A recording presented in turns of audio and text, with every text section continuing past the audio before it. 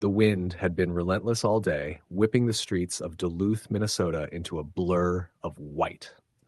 Snow covered everything, thick and suffocating, and the temperature had dropped to a sharp 20 below. Paul Hensley had been driving all afternoon, delivering medical supplies to the small towns scattered across the northern part of the state. By the time he reached the outskirts of a place called Knife River, night had fallen. He was exhausted, cold to the bone, and grateful when he spotted a small diner with a flickering neon sign reading, "Open 24 hours." Inside, the warmth hit him like a wave. The diner was nearly empty, save for an older couple in a booth and a waitress cleaning the counter. Paul sat at the far end, rubbing his hands together and trying to warm them over a steaming cup of coffee. "Rough night out there?"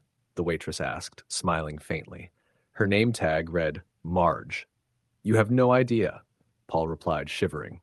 "The roads are terrible, and the wind's like a knife." She nodded knowingly. "Storms like this, they make people forget about the usual world, makes things different." Paul smiled politely, thinking she meant the weather, but something in her tone sent a chill that wasn't from the cold. After finishing his coffee, he decided to get a room at the small motel next door. He barely made it through the blizzard before reaching the sign that read, "Lakeview Motel." The parking lot was empty, the snow untouched except for his tire tracks. Inside, the receptionist, a gaunt young man named Ethan, barely looked up from his phone. "Room's 50 a night," he said without inflection. Paul paid, took the key, and trudged through the snow to the small cabin-like unit. Inside, it was modest but warm. He took a shower, trying to wash off the icy sting from his face, and crawled into bed, grateful for a few hours of rest. Around 2 a.m., a faint scratching noise woke him. He froze, listening. The wind howled outside, but this was different. This was deliberate, methodical, coming from the wall near the head of his bed. Paul's heart pounded as he convinced himself it was just the pipes. He got up and peered out the window. The storm had grown worse. Visibility was near zero, snow swirling in ghostly shapes. The scratching returned, louder this time, as if whatever was making it had moved closer. Paul grabbed his flashlight and hesitated before opening the door to the hallway. The motel was silent, empty, every room dark. Only the faint hum of the heater filled the air. Then he heard it again, unmistakable, a slow, deliberate tap, like nails on wood, coming from the roof. He stepped outside into the snow, shining his flashlight into the black sky. The snowstorm made it nearly impossible to see, but he thought he saw a shadow move across the roof. His first instinct was to call the police, but his cell phone showed no signal. Returning inside, he tried to settle, but sleep wouldn't come. Around 3 a.m., there was a knock at the door. Heavy, deliberate. Paul froze. He wasn't expecting anyone. "Hello," he called, his voice shaking. No answer. Another knock. This one sounded different, more urgent, almost angry. Against his better judgment, he opened the door slowly. The hallway was empty, the snow drifting in through the cracked door from the storm outside. That's when he noticed the footprints. They weren't human. They were long, thin, stretching unnaturally. And they stopped at the end of the hallway, as if the creature that made them had vanished. Paul slammed the door and locked it, backing away, heart racing. The rest of the night was unbearable. The scratching continued, moving from the walls to the ceiling. Every time he thought it had stopped, a new sound began. Soft whispers, indecipherable, coming from just outside the door. It was like something was circling the building, watching, testing him. When dawn finally came, Paul ventured outside, desperate for sunlight. The storm had left a thick blanket of snow over everything. He followed the footprints around the motel, and to his horror, they formed a circle around the building. Whatever had made them had been there all night, watching, waiting. The prints then vanished in the middle of the road, as if the entity had walked into the air itself. Shaken, Paul returned to the cabin to pack and leave. But when he stepped inside, the smell hit him first, a sharp, metallic odor, like blood. He followed it to the bathroom. The mirror had been smeared, words scratched into the glass, "You can't leave." He bolted out of the motel and didn't stop driving until he reached Duluth. Even then, he couldn't shake the feeling of being watched.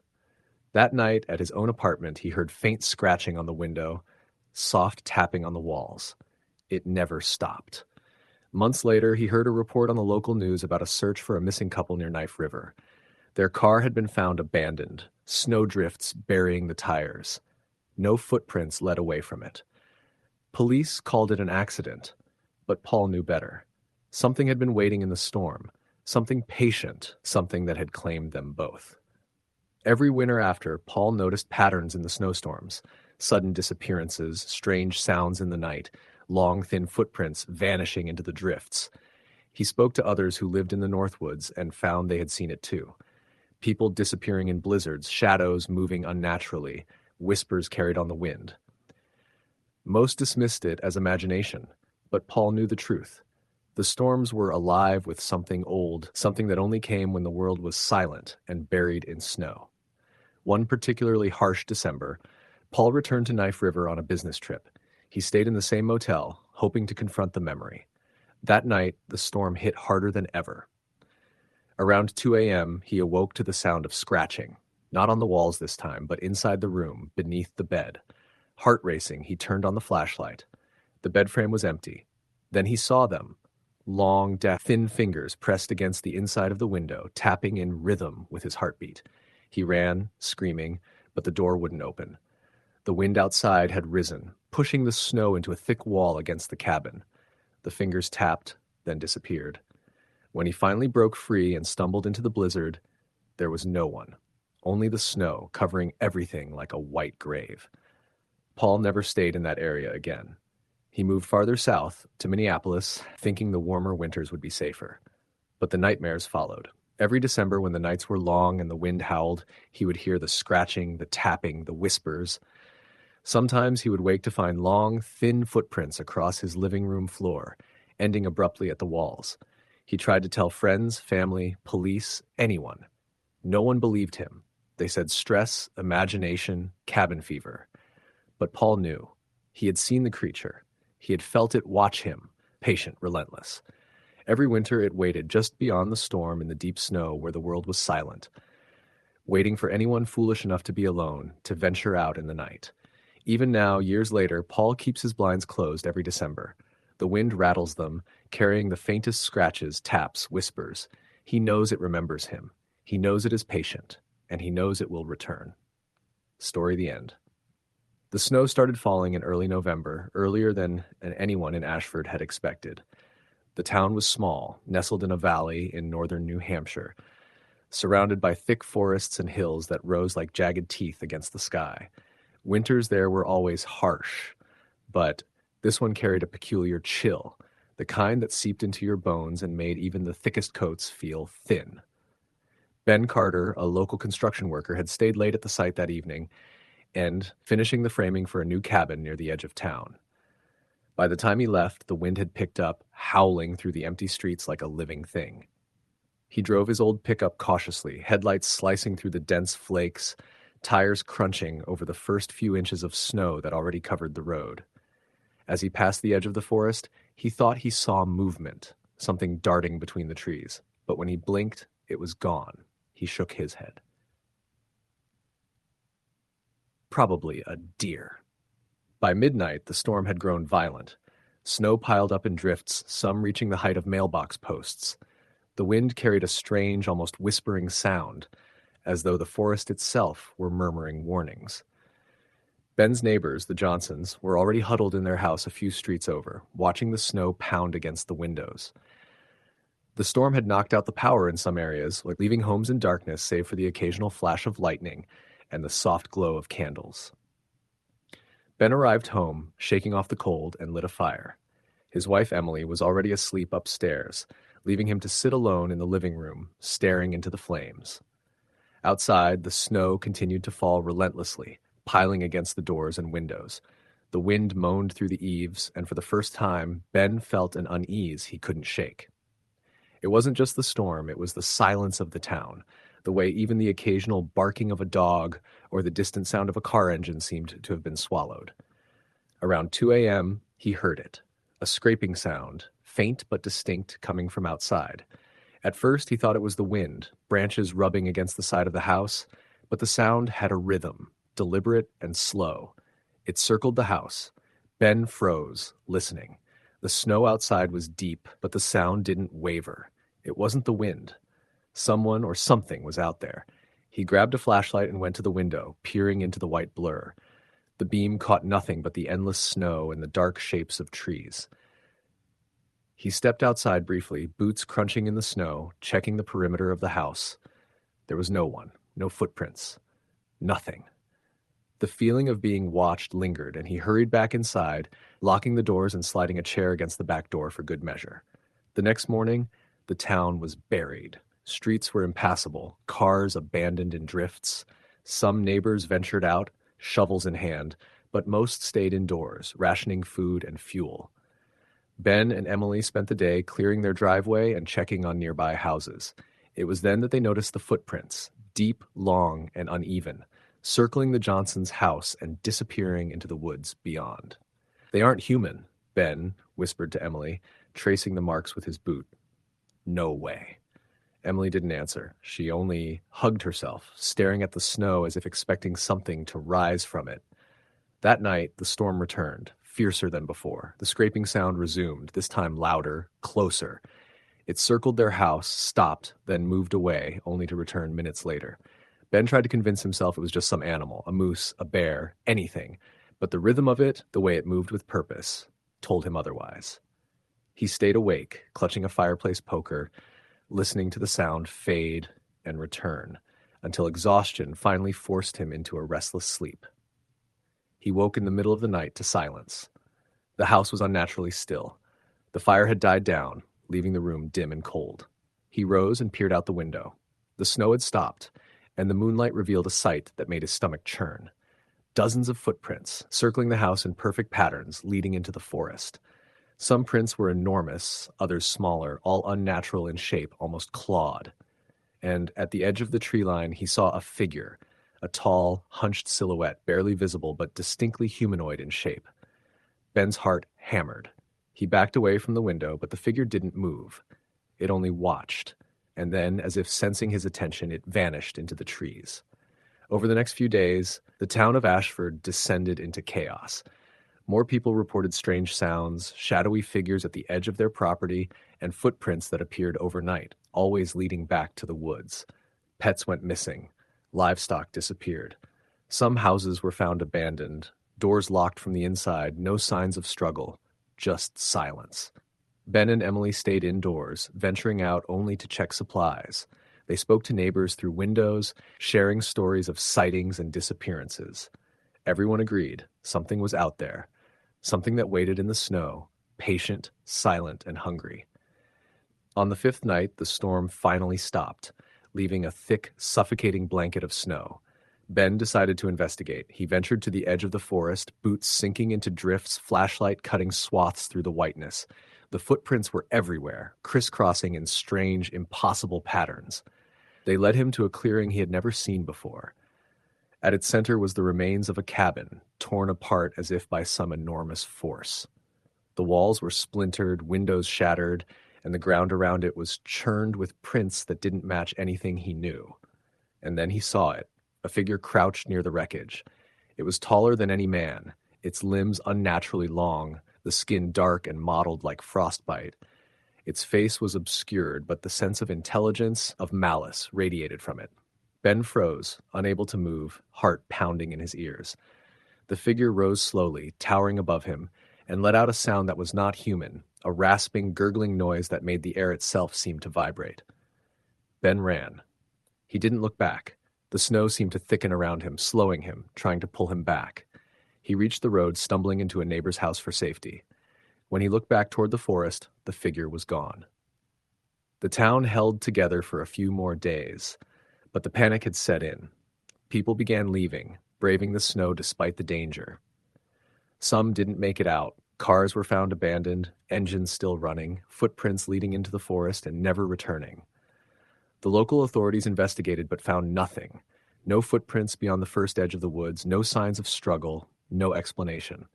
Ben and Emily finally left Ashford, heading south, but the memories stayed with them.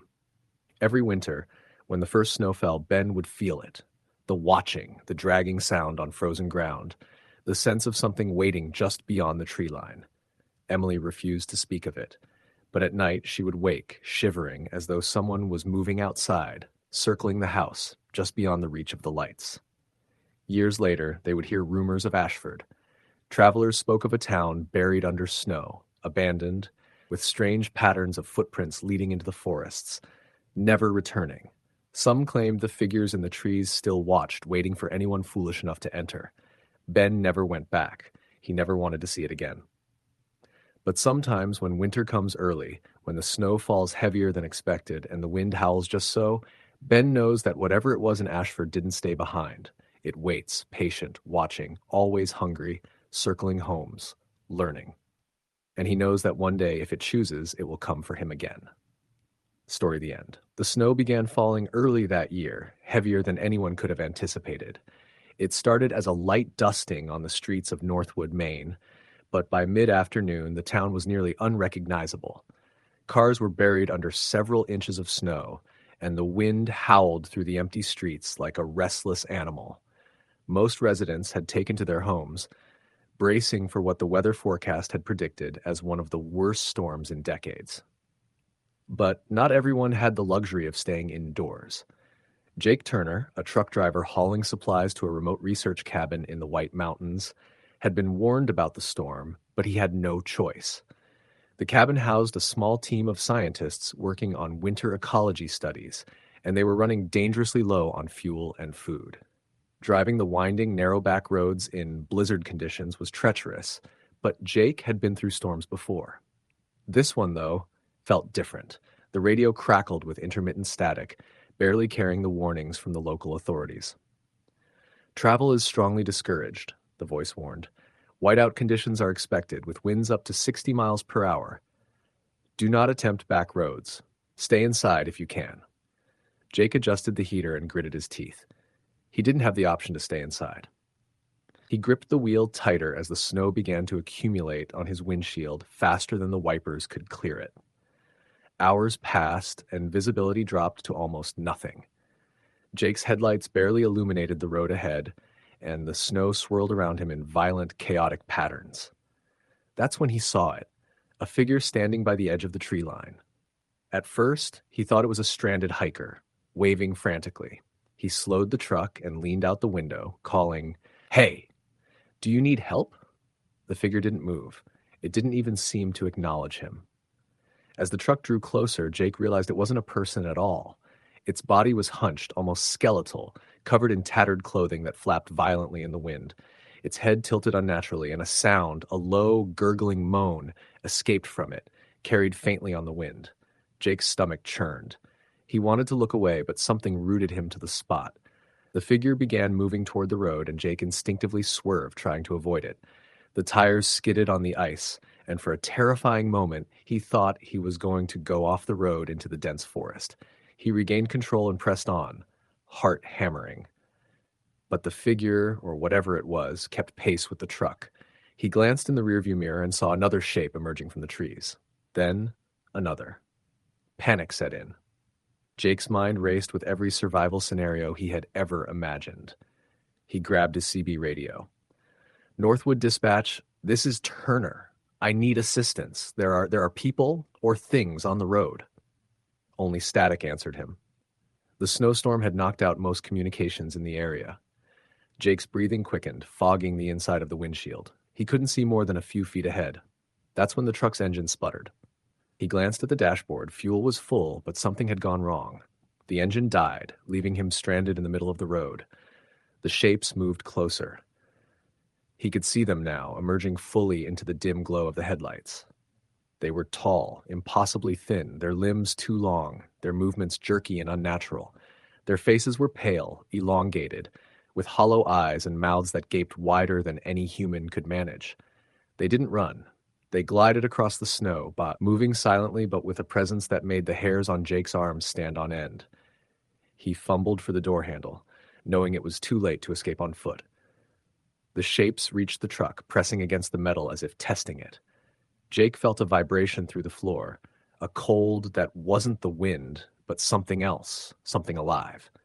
His instincts screamed at him to drive, but the truck wouldn't start. One of the figures leaned closer, its face inches from the window. Jake caught a glimpse of its eyes, black pools with no reflection, no soul, only hunger. He tried to scream, but nothing came out. Then it did something impossible. It tilted its head and smiled, a slow, gurgling, horrifying grin that froze him in place. Suddenly, the truck lurched as if something had slammed into it.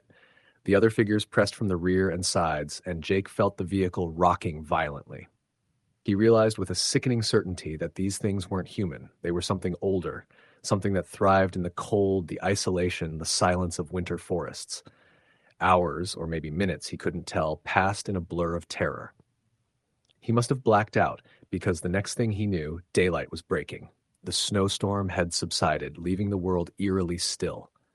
The figures were gone, vanished as if they had never existed. The truck, however, was off the road, wedged against a tree. The door was open, and Jake was alone. He stumbled toward the nearest ranger station, freezing and shaking. His story was met with skepticism, though the rangers noted deep gouges in the road, claw marks that couldn't have come from any known animal. Jake insisted on being driven back to the research cabin, only to find it abandoned, fuel tanks untouched, supplies neatly stacked, no sign of the scientists. Search parties scoured the woods, but no trace of the researchers was ever found. Locals whispered about the old Native American legends of the ice wraiths, spirits that roamed the winter forests, preying on travelers and anyone foolish enough to enter their domain. Jake didn't care about legends. He knew what he had seen, and it had marked him in a way that nothing else could. Over the years, Jake never returned to the White Mountains. He left Maine entirely, moving south, but the memory stayed. Every winter, when the first snow fell, he could feel the same cold that had gripped him that night. Sometimes he swore he saw shadows moving at the edge of the trees, shapes too tall, too thin, too wrong to be human. He heard the gurgling laughter again on the wind, and he knew that whatever had taken the researchers and come for him was still out there, waiting for the next storm. The locals, too, had their own experiences. Hunters reported tracks that were far too large for deer or bears. Hikers vanished in blizzards, never to be seen again. Snowmobilers spoke of glimpsing figures gliding through the trees, just out of reach, their eyes reflecting the sun like dark mirrors. Every year, the warnings grew stronger, the stories darker, but the snow always returned, and with it, the terror. Jake's story became a cautionary tale. People spoke of it in hushed tones around fireplaces, like warning children not to wander the woods during heavy snow. The roads were monitored and signs were posted, but the disappearances continued. No one could explain it, and authorities never found the missing hikers, researchers, or travelers. It was as if the winter itself had claimed them, guided by something ancient, patient, and hungry. Some say the ice wraiths only appear during the heaviest storms, when the world is cloaked in white and visibility drops to nothing. Others believe they can travel beyond the mountains, moving silently across towns and forests, leaving only footprints in the snow and a lingering chill in the air. Whatever they are, they don't seem to tire, and they don't stop. Every winter, Jake relives that night in his mind, seeing the shapes emerge from the forest, hearing the gurgling laughter echoing through the snow. He knows it's only a matter of time before someone else takes the back roads in a blizzard, just as he did. And when that happens, the ice wraiths will be waiting, patient as ever, ready to claim another soul lost in the winter storm. Story the end. Snow hammered against the windshield so hard it sounded like gravel. The wipers smeared more than they cleared, but Jasonton kept leaning forward, squinting into the swirling white, as if he could force the blizzard to make sense. The highway from Rapid Creek to Iron Hollow was usually desolate in winter, but tonight it felt like he was driving into an empty world, one where the only light came from his own trembling headlights. He wasn't supposed to be out here. Not at midnight. Not with a blizzard warning. But when his sister Emily called sobbing that their mother hadn't answered the phone all day, he knew he couldn't wait until morning.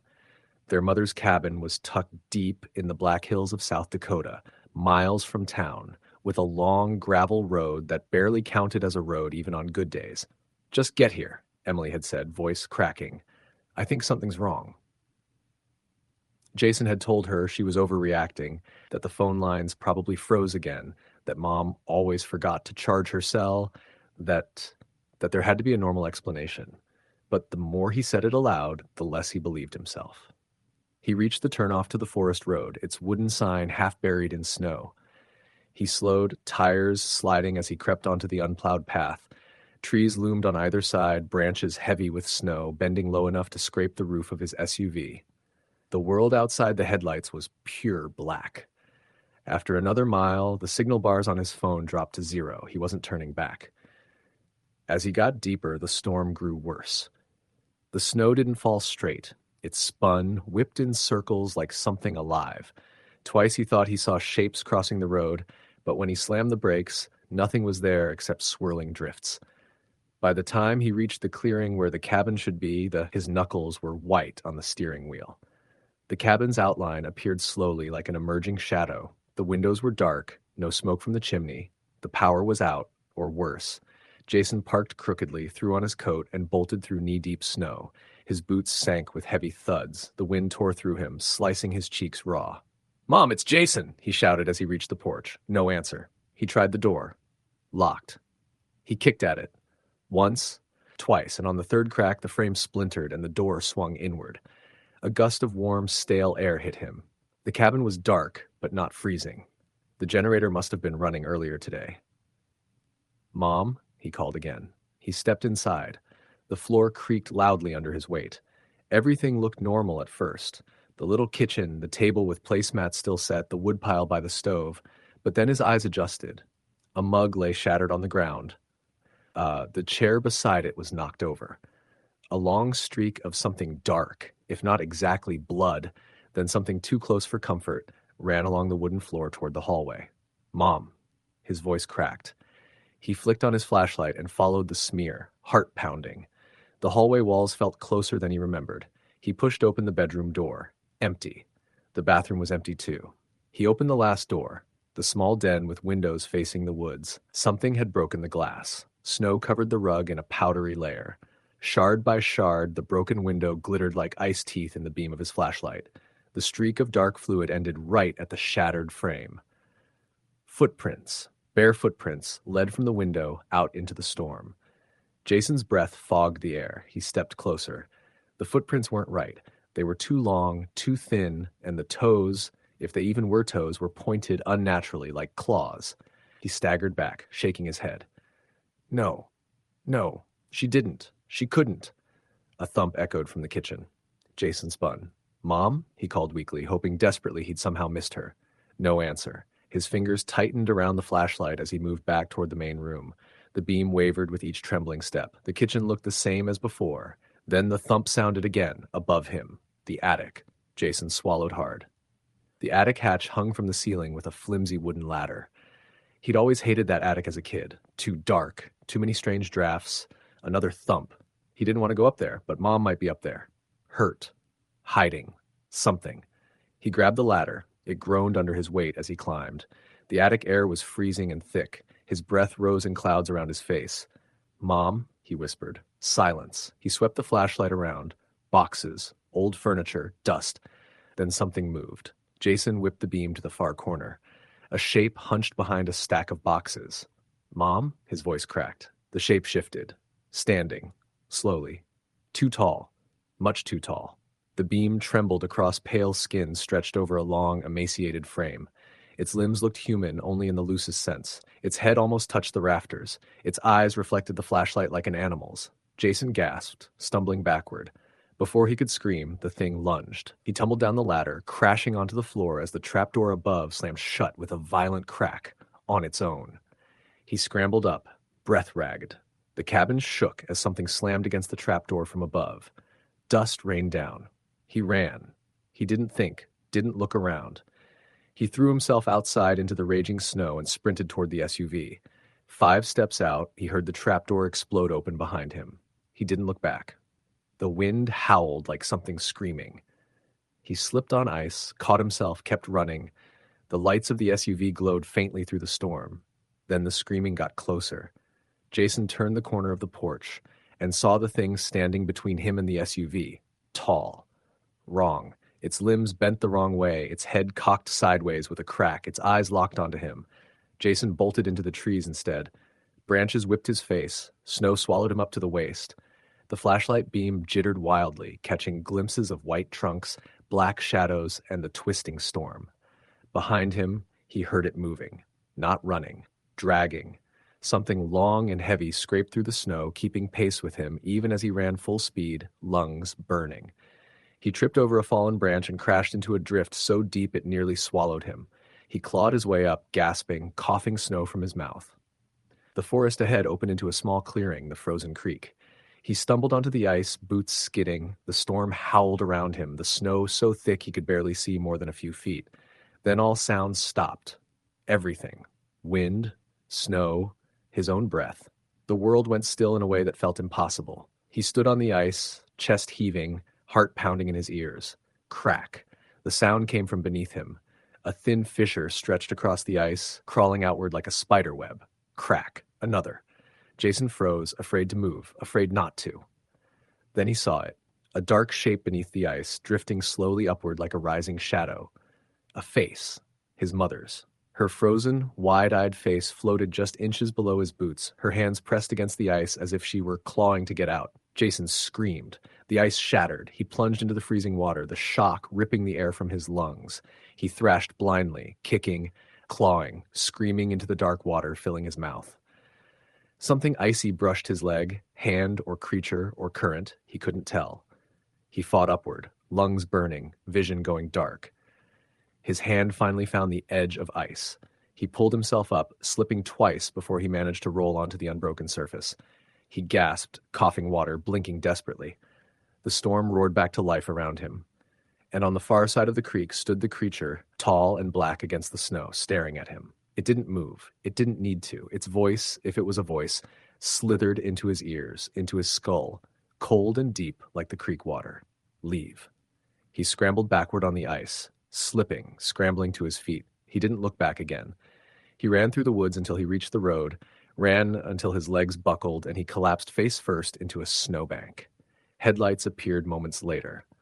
Emily's SUV screeched to a stop, and she jumped out screaming his name. He could barely answer. His lips were blue, his hands shaking violently. They drove away as fast as the snow allowed. Jason didn't speak a word until miles later when Emily asked in a choked whisper, "Did you find her?" Jason stared straight ahead, tears freezing on his cheeks. "No," he said, "but she found me." He never went back to the cabin. He never slept well again. In spring, when the thaw came, search teams found the cabin empty. They searched the woods, the creek, the nearby hills. They found nothing. Except one thing. A set of bare footprints, long, thin, clawed, circling the cabin over a dozen times, then wandering off into the woods, before suddenly stopping, as if whatever made them simply vanished, or was still out there, following someone else's footprints now. Story, the end. The storm had been building for 3 days, sweeping down from the Canadian border and swallowing northern Minnesota in white, heavy silence. By the time the radio said temperatures would drop to dangerously low levels, the kind where exposed skin freezes in minutes, I was already too far up County Road 12 to turn back. I had been hired to repair a remote hunting lodge generator system. Good money, enough that I convinced myself the storm warnings were just the usual winter dramatics. They weren't. I reached the turnoff to the lodge a little before dusk, though there wasn't much difference between day and night anymore. The sky hung low and bruised, snow drifting sideways as if pushed by invisible hands. My tires carved through at least a foot of untouched powder, and the truck fishtailed twice before I eased it onto a long, narrow driveway. The lodge was bigger than I expected. 2 stories, A-frame style, fresh wood siding, new windows, clearly a rich man's plaything. But everything was dark. No porch light, no chimney smoke, just a dark shape against the blizzard. The owner, a doctor from Wisconsin named Grayson, was supposed to meet me there. I grabbed my tools, zipped my coat to my throat, and trudged to the door. The cold was sharp and fast, stinging the inside of my nose with every breath. When I knocked, the door pushed open a crack. Not enough for someone to enter, just enough that I knew it was already unlatched. "Hello?" I called, stepping into a cold, unlit foyer. "Dr. Grayson? It's Eric, the repair tech. I'm here for the generator." My voice died in the air. No echo. No movement. No reply. The wind slammed the door behind me, and for a moment the sudden silence rang in my ears. I found the light switch. Nothing. The power really was out. My flashlight swept across the room. Expensive furniture draped in white sheets, A wide stone fireplace filled with untouched logs, and on the wooden floor near the far wall, a single set of footprints. Not mine, not fresh. They were partially filled with drifted snow, like someone had come in from outside maybe a day earlier. The prints led toward the stairs. Doctor? You up there?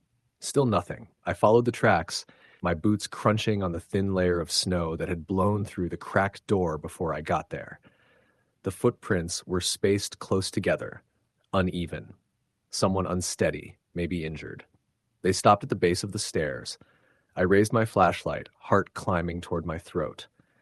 There was a smear of dark, dried something on the wooden step. It looked black in the dim light, but I didn't need to guess what color it had been before it froze. Blood. I drew a long breath that burned my lungs. Something was wrong, terribly wrong, but the storm was too strong to leave. My truck barely made it up the driveway. I'd never survived the back to town. I had to stay, at least until morning. I checked every room downstairs, kitchen, living area, a storage room stocked with canned goods and bottled water. Everything seemed untouched, no sign of struggle, nothing broken, except the footprints and the silence. Upstairs creaked ominously when I finally forced myself up the stairs. Each step moaned under the weight of my boots. My flashlight flicked across a hallway lined with mounted deer heads and framed hunting photographs. The first bedroom was empty. The second had sheets thrown back as if someone climbed out of bed fast. The third was locked. I tried the handle again. Definitely locked from inside. Doctor? I said through the door. Are you hurt? It's the repair tech. I'm not armed. A sound responded. A slow, dragging shuffle from the other side of the door. Then silence. My skin prickled from scalp to spine. Something wasn't right in that room. I wanted to be anywhere else. But the temperature was dropping by the minute. I could see my breath inside the cabin. I needed the generator running, and I needed to know if someone inside that room needed emergency help. First, I checked the basement where the generator system was located. The stairs leading down were uninsulated and icy, like cold seeped upward from the earth itself. When I reached the bottom, my breath fogged so thick it clung to my eyelashes. The generator sat in the corner, an expensive model. Everything looked intact except the fuel line, which had been ripped, not cut, with force strong enough to tear the rubber like paper. No animal could have done that, and no ordinary person either. I backed away, ears tuned to the stillness. The silence felt heavy, like something was holding its breath down there with me. When I returned to the main floor, the upstairs door, the one that had been locked, was standing open. I stopped at the base of the stairs, pulse pounding so hard it hurt. I hadn't heard it open. I hadn't heard anything. Slowly, flashlight shaking, I climbed again. The hallway was colder now, as cold as the basement. My boots slipped slightly on frost forming on the wooden floorboards. The open door revealed a small bedroom, and a man huddled in the corner beneath the window. His back was to me, shoulders rigid. Doctor? My voice quivered. Are you all right? He didn't turn. I stepped closer. He was shaking, but not from cold. His movements were jerky, wrong, like a puppet on tangled strings. Frost had formed across the back of his coat, white and feathery. His breath fogged out in small, rapid bursts. Doctor, my name is... He snapped his head toward me so fast his neck cracked. His eyes were wide, red-rimmed, pupils blown large. Frost clung to his eyebrows and beard. His lips were cracked and blue. When he opened his mouth, a weak rattle escaped. Help, he mouthed. I stepped forward instinctively, but he seized violently and slammed back against the wall as if flung by something unseen. His body arched, his nails scraped the window glass, and then, in a strangled whisper, "It's here. Don't let it see you." His eyes rolled back. His body went limp, sliding down the wall into a heap. I froze. I didn't approach him. Something deep in my gut warned me not to touch him, not to get any closer. Then the temperature dropped again, fast. The window behind him frosted over in 3 seconds, patterns blooming like spider webs. The light in my flashlight dimmed, then flickered. The hallway behind me shifted. No sound, no footsteps, just a presence. Like the air thickened. I turned. Something stood at the far end of the hallway. Tall, too tall for the ceiling. Thin. A dark silhouette that didn't match any human shape I'd ever seen. Limbs bent wrong. Shoulders too narrow. Its face, God, its face was obscured by shadow, but something beneath the darkness glinted like ice. It didn't move, it didn't breathe, it just watched. Except I couldn't see its eyes. I could feel them, Every instinct in me screamed to run, to get out, but my legs refused. The thing took one step, and the floor groaned under a weight that didn't match its frame. Another step. I stumbled into the bedroom, slamming the door. My hands shook violently as I dragged a dresser in front of it. The wood felt like frozen metal beneath my fingers. The door didn't move, no pounding, no rattle of a handle. But I heard it breathe, a long, slow inhale, like a predator tasting the scent of something warm. Then everything stopped. Even the wind outside fell silent. My breath was the only sound in the world. Minutes passed, 10, maybe 20. I finally forced myself to move. I checked the corner where Dr. Grayson had slumped. His body was gone. Only his coat remained, stiff with frost. The shape of where his body lay was still imprinted in the frost on the floorboards. I didn't wait. I grabbed my tools, practically flew down the stairs, and bolted out the front door into a storm that suddenly felt safer than the house. Snow stung my face like needles, but I didn't stop running until I reached my truck. The engine barely turned over. The cold had drained it almost dead. By some miracle, it caught, and I tore down that driveway faster than physics should have allowed. I glanced once in the mirror. There was nothing behind me. Just darkness. Just snow. The county plow found me 3 miles down the highway, shaking uncontrollably in the cab of my truck. They said I was lucky to be alive. They said no one else was found at the lodge, no signs of Dr. Grayson, no footprints except mine. The melted shape in the frost where he'd been? Gone. Every window intact, every room empty, the fuel line repaired, like nothing had happened at all. They told me maybe I got turned around. Maybe hypothermia made me hallucinate. Maybe stress played tricks. Maybe, but winter feels different now, too quiet. Sometimes when the temperature drops suddenly, I swear I feel something watching from just beyond the darkness. Something tall, something patient, something that hasn't stopped looking for me since that night. Story the end. The storm had rolled in faster than the forecast predicted, thick sheets of snow swallowing the Montana backroads until the world narrowed to the faint push of my headlights. The radio fizzled out miles ago. My phone hadn't had signal since lunchtime. I drove on, knuckles stiff on the wheel, praying I'd see a gas station or even a flicker of a porch light ahead. I was supposed to reach my brother Evan's cabin before dusk. He had taken a winter job with the Forestry Service and wasn't home much, so he'd given me permission to stay there for a week, just to get away from my cramped Denver apartment and the constant grind. I'd pictured a peaceful retreat, hot cocoa, crackling fireplace, writing in the mornings, long walks in fresh snow. Instead, I was fighting whiteout conditions on a road that barely qualified as one. The snow thickened, the wind howled, and visibility collapsed to almost nothing. When I spotted the turnoff, the faded wooden sign half buried under snow, I sighed in relief and eased the car onto the narrow forest road. It was only another 2 miles. The tires spun 3 times going uphill, but I made it. At last, the beams hit the outline of Evan's small cabin, dark and still, except for the faint glow of the porch lantern he'd said he'd leave on. I parked under the pines, the branches heavy with snow, and breathed out a shaky laugh. I made it. Somehow. Inside, the cabin smelled faintly of cedar and dust. I kicked off my snow-coated boots and flicked on the lights. Everything was where I remembered. The battered leather couch, the stack of board games Evan never touched, the mounted deer antlers above the mantel. I tossed my suitcase in the bedroom, turned on the heater, and lit the fireplace. For a while, everything felt calm, safe. Then, the tapping started. It was soft, softer than a knock, just a single tick against the kitchen window. I froze, listening. Wind, I told myself. A branch. Snow falling off the roof. Anything normal. But then it came again. Tick, tick. 3 steady taps, spaced evenly, like someone testing the glass with their fingernail. I stepped toward the window slowly. Outside was pitch darkness and swirling flurries. The porch lantern cast a weak circle of light, barely reaching the tree line. No footprints. No shadows. I locked all the doors before going to bed. But the feeling of being watched didn't leave. In the morning, the storm had eased.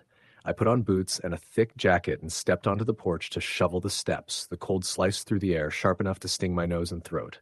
Then I saw them. Footprints. Human-sized. Boot-shaped. Starting from the tree line, walking across the yard, stopping just beneath the kitchen window. But none walked away. My stomach clenched. Someone or something had come right up to the cabin last night, but there were no returning prints, as if the visitor had vanished into the snow. I took pictures, tried calling Evan, but with no signal, the phone acted like a dead brick. Alone in the silence, I shoveled the porch quickly and went back inside, lingering near the window only long enough to pull every curtain shut. By afternoon, the wind picked up again, howling like it carried voices in the gale. I sat in front of the fire with a blanket and tried reading, but every little sound made me jump. The cabin creaked constantly in the cold, expanding wood settling beams, but some sounds didn't belong, like the soft crunch of snow underfoot outside. I darted to the window, lifting the curtain a sliver. The yard was empty. Branches swayed, the porch lantern flickered. Then something moved in the trees. Just a shape at first, a dark mass half hidden by the pines. Too tall to be a deer, too still to be wind. As I stared, the shape stepped backward, vanishing behind the nearest trunk like it had been waiting for me to notice. My breath caught. The air felt suddenly too thin. I dropped the curtain and backed away. That night, I slept on the couch with the fire burning hot and bright. Every hour, I woke to the sound of snow hitting the roof, the groan of the wind, branches scraping the logs outside. Around 3 a.m, I heard footsteps on the porch, deliberate, slow, heavy, crunch, crunch, right outside the door. I held my breath, listening. The fire crackled softly, but nothing else moved inside. The steps paused directly in front of the door. Then tap, tap, tap. I didn't dare move. My skin prickled with cold sweat. The taps grew louder, insistent, then stopped. I waited. 5 minutes. 10. Silence returned, deeper than before. When dawn finally came, pale and gray, I gathered the courage to open the door. More footprints. A clear line leading from the forest straight to the porch. None leading away. My heartbeat skittered in my chest, cold and painful. Whoever was coming wasn't trying to break in. They weren't trying to call out. They were just watching. Testing. Waiting. By late morning, I decided I needed answers. There was another cabin a half-mile down the road, owned by the Ellisons, an older couple who lived here year-round. If anyone knew what was going on, they would. I bundled up and trudged through the heavy snow, following the outlined path where vehicles sometimes drove. The air was sharp but quiet, the stillness eerie. I hadn't walked 5 minutes before I noticed something between the trees. Another figure. This time, much closer. It was standing beside a birch, half hidden behind the trunk. A man, at least I thought so, wearing a thick parka. The hood was pulled low, shadowing his face. He didn't move, didn't shift, didn't lift a hand, just watched me. I stopped dead. My breath plumed out in quick bursts. Every instinct screamed, run. But I forced myself to speak. Hello? Are you lost? No answer. Do you need help? Still nothing. He stood perfectly still. I took a step back. He remained motionless, but something about him felt wrong. His posture was too rigid, his head angled too far downward as if staring straight at my boots rather than my face. Slowly, I turned and walked faster toward the Ellison cabin, glancing over my shoulder with every crunch of snow. The man never followed. He only watched. By the time I reached the Ellisons' porch, panic pulsed hard behind my ribs. I banged on the door. After what felt like ages, Mrs. Ellison opened it, wrapped in flannel, and surprise etched across her face. Grace? Honey, what are you doing out in this weather? There's someone out there, I blurted. A man. He keeps coming to the cabin. I found footprints. He was watching me. Mrs. Ellison's expression darkened, not with confusion, but with something like recognition. She stepped aside, ushering me in. Inside, the fire roared and the air smelled like stew. Mr. Ellison sat in a recliner, newspaper in hand. When she told him what I saw, his jaw tightened. He took off his glasses. What did he look like?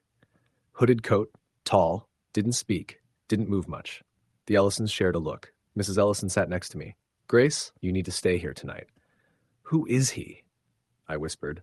Mr. Ellison exhaled slowly. There have been sightings the last 2 winters. A man wandering the forest. No one knows who he is. No tracks ever lead away once he gets close. Search parties never find footprints past a certain point. His voice dropped. Some think he froze to death out here years ago and just never left. I stared at him, chilled beyond the weather. A ghost, I whispered. Or something worse, he said quietly. Something that wants the warmth of a house again. I stayed until late afternoon. Even with company, every sound from outside made me flinch. But as the sky darkened, the Ellisons insisted on walking me back, not wanting me alone on the path. Mr. Ellison carried a rifle, though he didn't say if it was loaded. The walk back was silent except for our boots crunching on snow. The trees creaked, the wind moaned low. Halfway there, Mrs. Ellison stopped abruptly. "Do you hear that?" she whispered. I held my breath. Crunch, crunch, footsteps, not ours, behind us. We turned. A shape stood 20 yards away, the same hooded figure from before, his posture unchanged, his stillness unnatural. Then he tilted his head slowly, impossibly far, like a marionette's hinge coming loose. Mrs. Ellison grabbed my hand. "Don't look at him," she whispered harshly. "Keep walking." We hurried the remaining distance to the cabin. As soon as we reached the porch, I dared a glance back. The man was gone. No footprints where he'd stood. Inside, the Ellisons helped me barricade every window with furniture. We pushed the couch against the door. We sat together by the fire, listening to the wind tear at the cabin walls. Then came the footsteps, slow, heavy, deliberate, approaching the porch. Mrs. Ellison clutched my hand. The steps stopped just outside. Silence stretched. Then, tap, tap, soft, measured, unmistakably human knuckles on wood. Mr. Ellison raised the rifle. "Stay behind me." The tapping grew louder. A shadow fell across the door's bottom crack. Then a whisper, low, breathless. "Let me in." Mrs. Ellison gasped.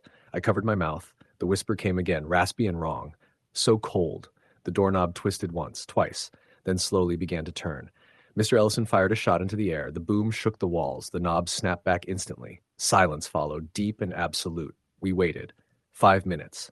10. 20. Nothing. Eventually, exhaustion took over. The Ellisons insisted I sleep on the couch while they kept watch. I dozed off, only because my body shut down. At sunrise, they woke me gently. "He's gone," Mrs. Ellison whispered. I stepped onto the porch with them. Footprints covered the snow, circling the cabin over and over and over again. Dozens of loops, hours of pacing, but again, no footprints led away. We didn't linger. The Ellisons drove me to the nearest town, where my phone finally regained signal. I didn't return to Evan's cabin. He understood when I called him shaking. A month later, he drove out himself to check on the property. When he arrived, the cabin was untouched, except for one thing. Beneath the kitchen window, pressed deep into the frozen earth, he found a handprint. A perfect impression. Larger than any man's.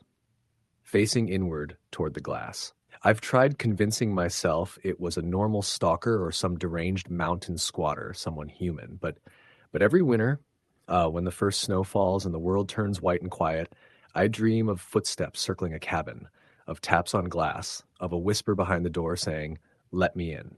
Story the end. The winter of 2013 was the coldest northern Montana had seen in almost 50 years. Locals said the wind cut like glass, that it howled across the plains in a way that made cattle bawl and dogs refuse to step outside.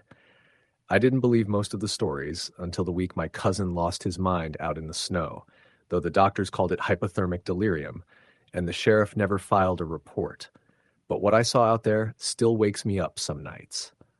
I had taken a temporary job with the county to help clear abandoned ranch houses and assess them for foreclosure or demolition. Most of the owners had moved south years before, leaving behind half-frozen memories and rotting barns. My cousin Tom had been living in one of those old ranch houses for nearly 6 months, acting as an off-the-books caretaker for the landowners who refused to sell. He liked the isolation. He said it was the only place where his thoughts stayed quiet. The property sat near the base of the Bear Paw Mountains, about 13 miles from town and 3 miles from the main road. There was no electricity, and the only heat came from an old iron stove that smoked if you didn't stack the wood exactly right. Tom didn't mind. He'd been a wildfire lookout for a decade before they automated most of the towers. Alone in the wilderness was where he felt most himself. I came up to see him in early January after he stopped answering calls for 3 days. Not unusual on its own, but the weather had gone from dangerous to deadly. Wind chills dropping past -40. A neighbor who lived over a mile away said he saw no smoke from Tom's chimney. That was enough to get me in the truck. I reached the ranch just before dusk. The snow was deeper than I'd seen in years, piled waist-high against the north side of the house.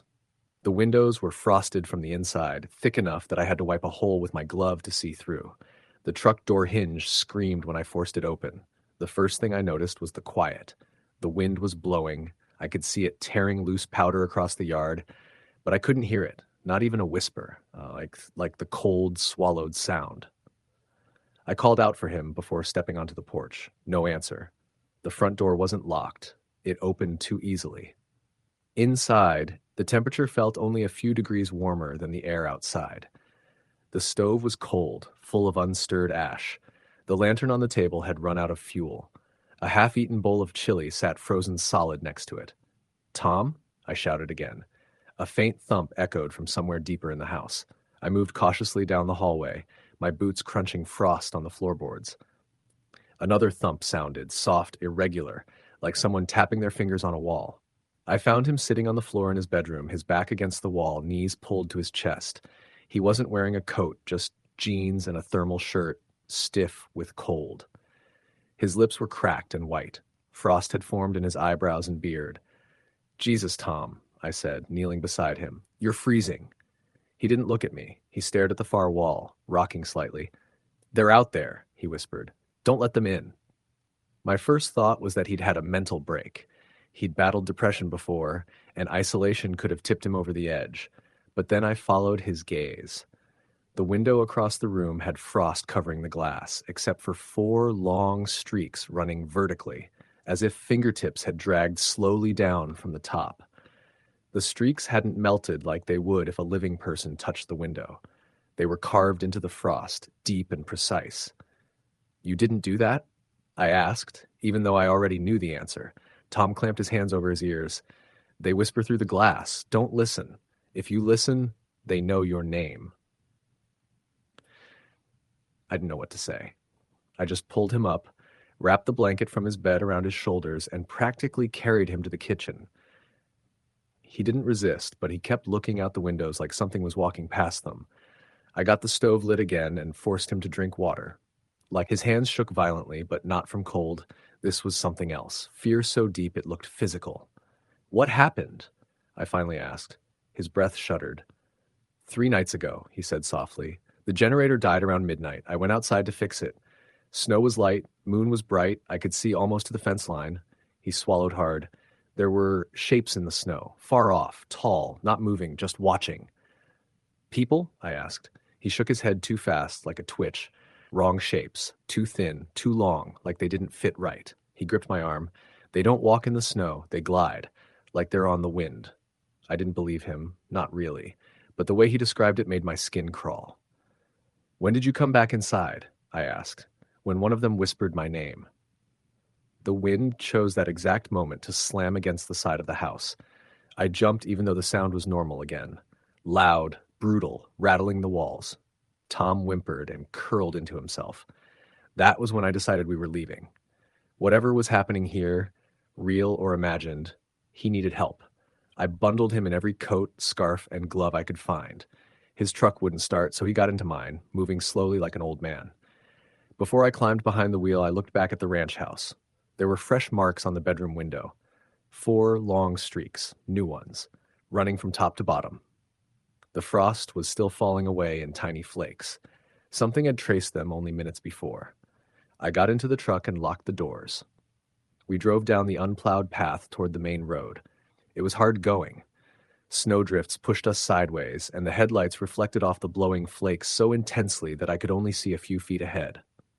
Tom muttered constantly under his breath. I thought he was delirious until I caught fragments.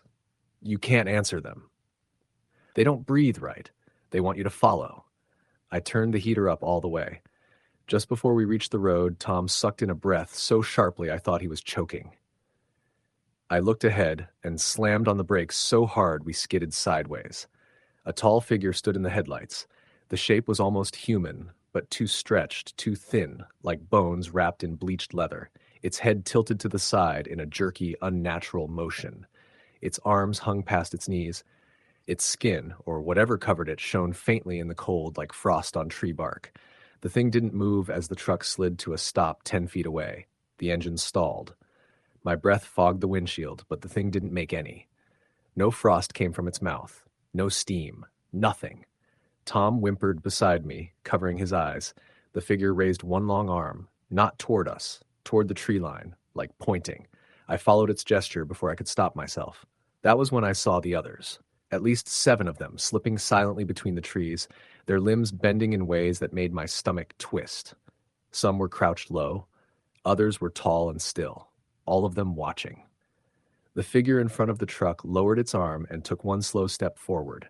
I turned the key, desperately. The engine coughed. The figure took another step. The wind rose, howling so fiercely that it shook the truck. Tom screamed. An animal, terrified noise, just as the engine roared back to life. I slammed the gas pedal to the floor. The figure didn't move. I swerved around it, snow spraying in a wave. For half a second, the thing's face passed my window. I will never forget it. No eyes, just pale hollows and a mouth that seemed too wide, stretched like it had been torn open by the cold. We didn't stop until we reached town. Tom was taken straight to the hospital. The doctors said advanced hypothermia, dehydration, and stress-induced hallucinations. The sheriff didn't believe a word about the figures, though he did drive out to check the property. He came back paler than usual, claiming it was too windy to see anything. But he wouldn't meet my eyes when he said it. Tom never returned to the ranch. He stayed with our aunt in Billings for months. Even now, he refuses to be outside after dark in winter, won't even open blinds after sunset. The ranch house sits abandoned. Well, sometimes teenagers try to spend the night there, but most leave before midnight. One group said they heard tapping on the windows even though no trees were close enough to touch the house. Another claimed they heard someone whisper their names from the yard. I don't go back there. Go back there. But sometimes when winter settles deep and the wind rises to a high, whistling pitch, I swear the sound carries something layered underneath it, something that drags across the glass, something that whispers if I listen too closely. I don't listen, not anymore. Story, the end. Snow hammered against the windows so hard it sounded like handfuls of gravel being thrown at the glass.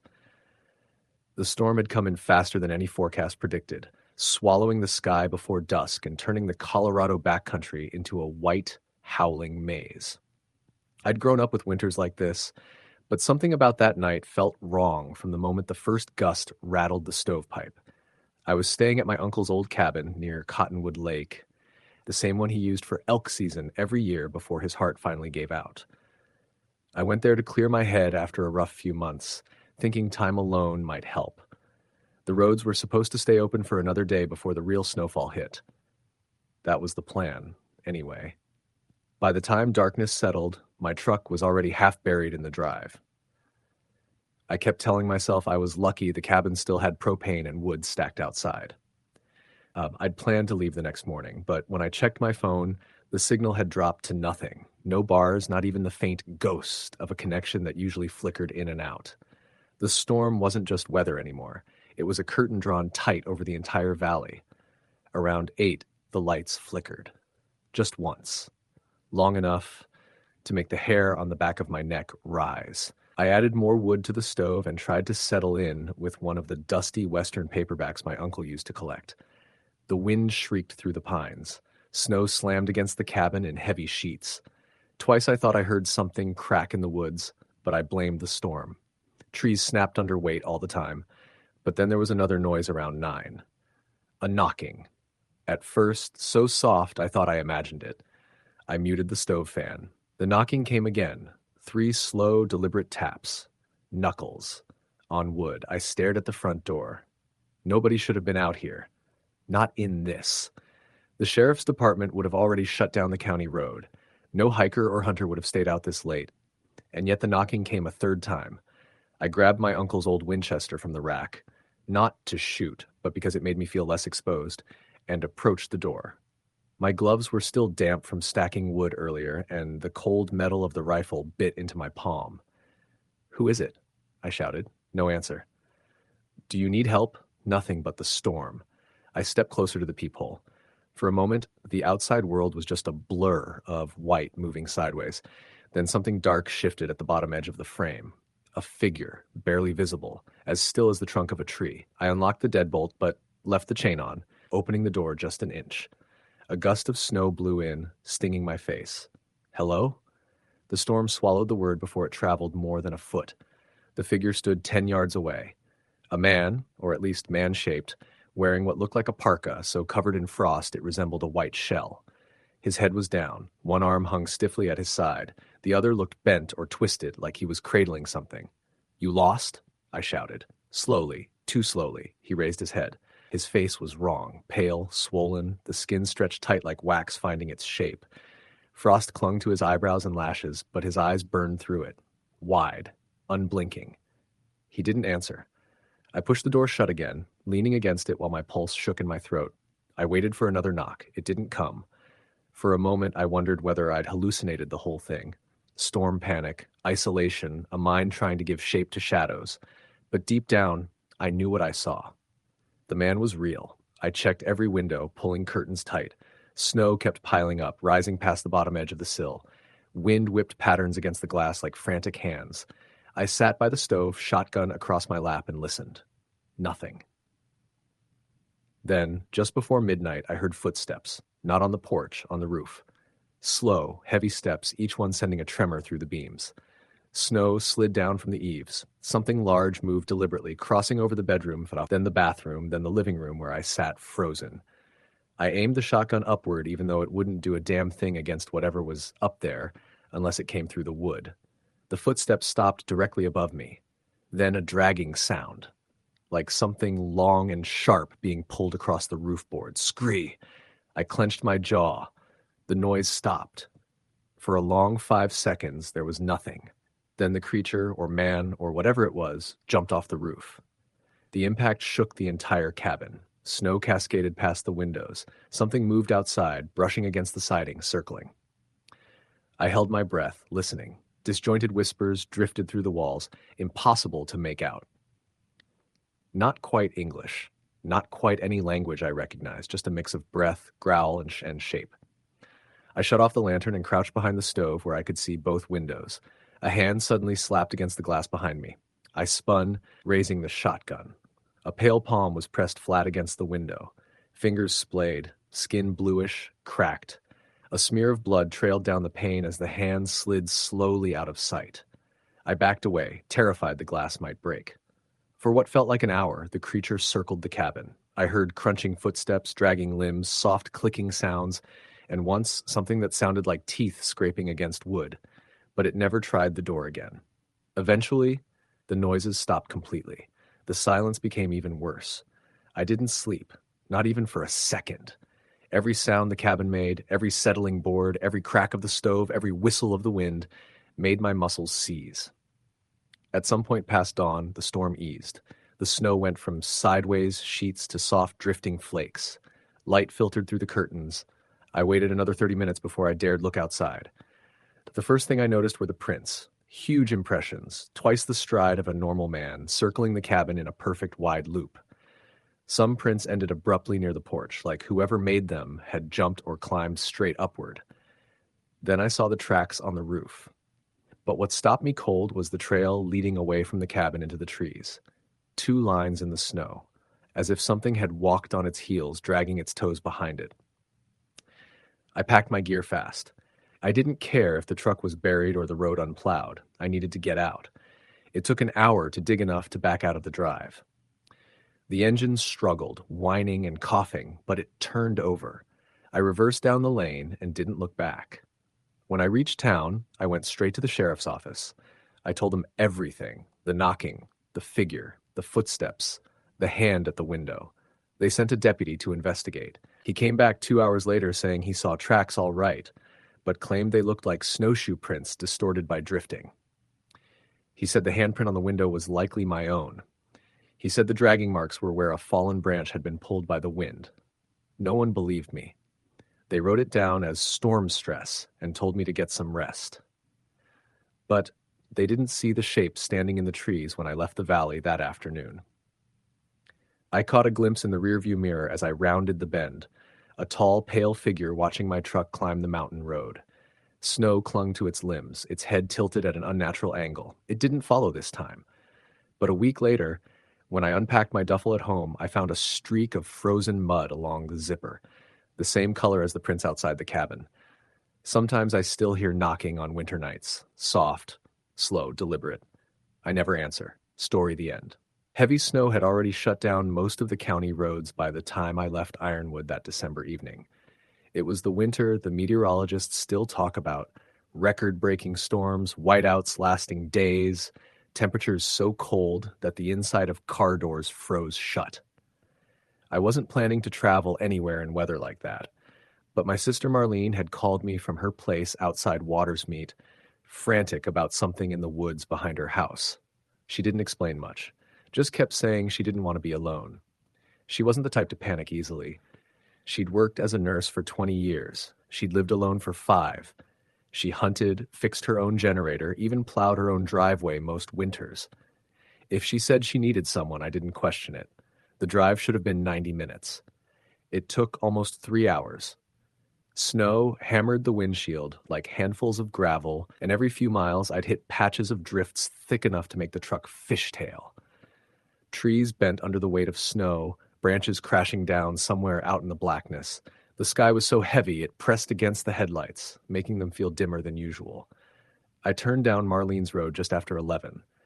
Her place sat a quarter mile off the main highway, surrounded by thick forest on all sides.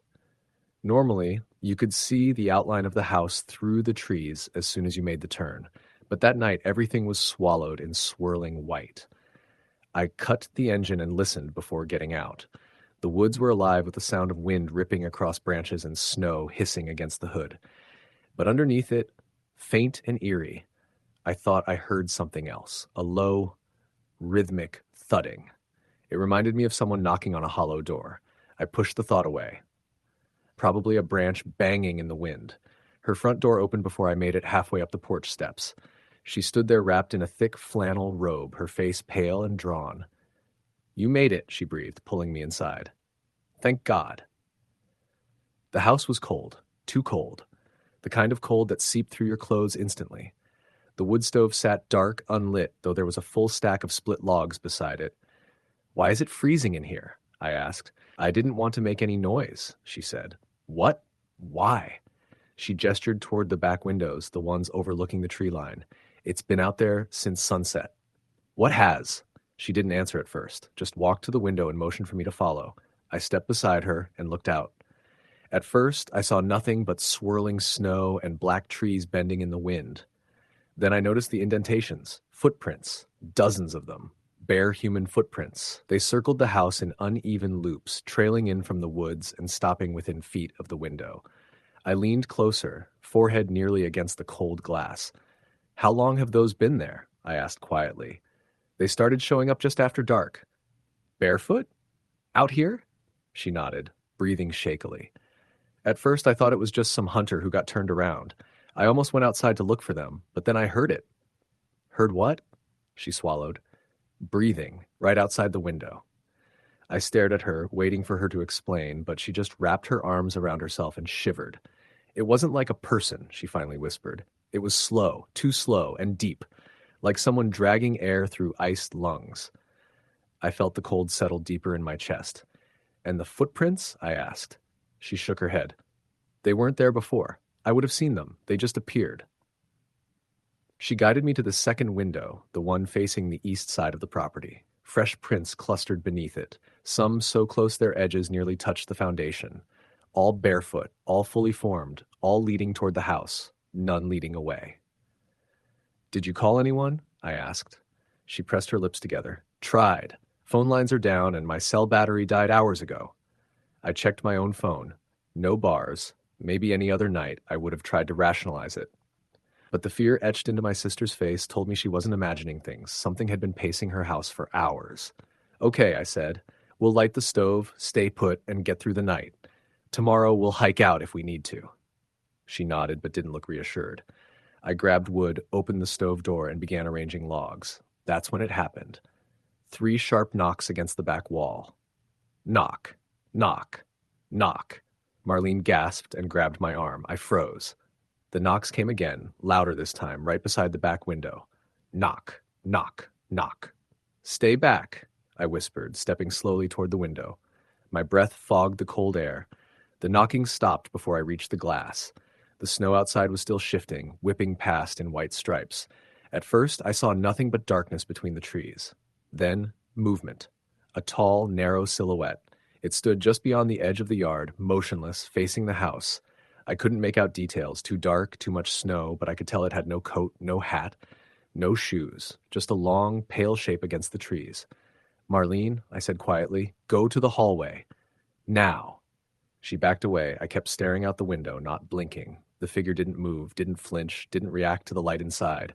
Then, as if someone had cut a string, it dropped out of sight, as if falling straight down. My stomach clenched. What did it do? Marlene whispered from behind me. I shook my head. "I don't know." I grabbed the flashlight beside the door and reached for my boots. "What are you doing?" she hissed. "Just looking," I said. "From the porch. I'm not going far." "No, please. Don't go out there." "I won't leave the porch," I promised. I stepped outside. The cold slapped me in the face instantly.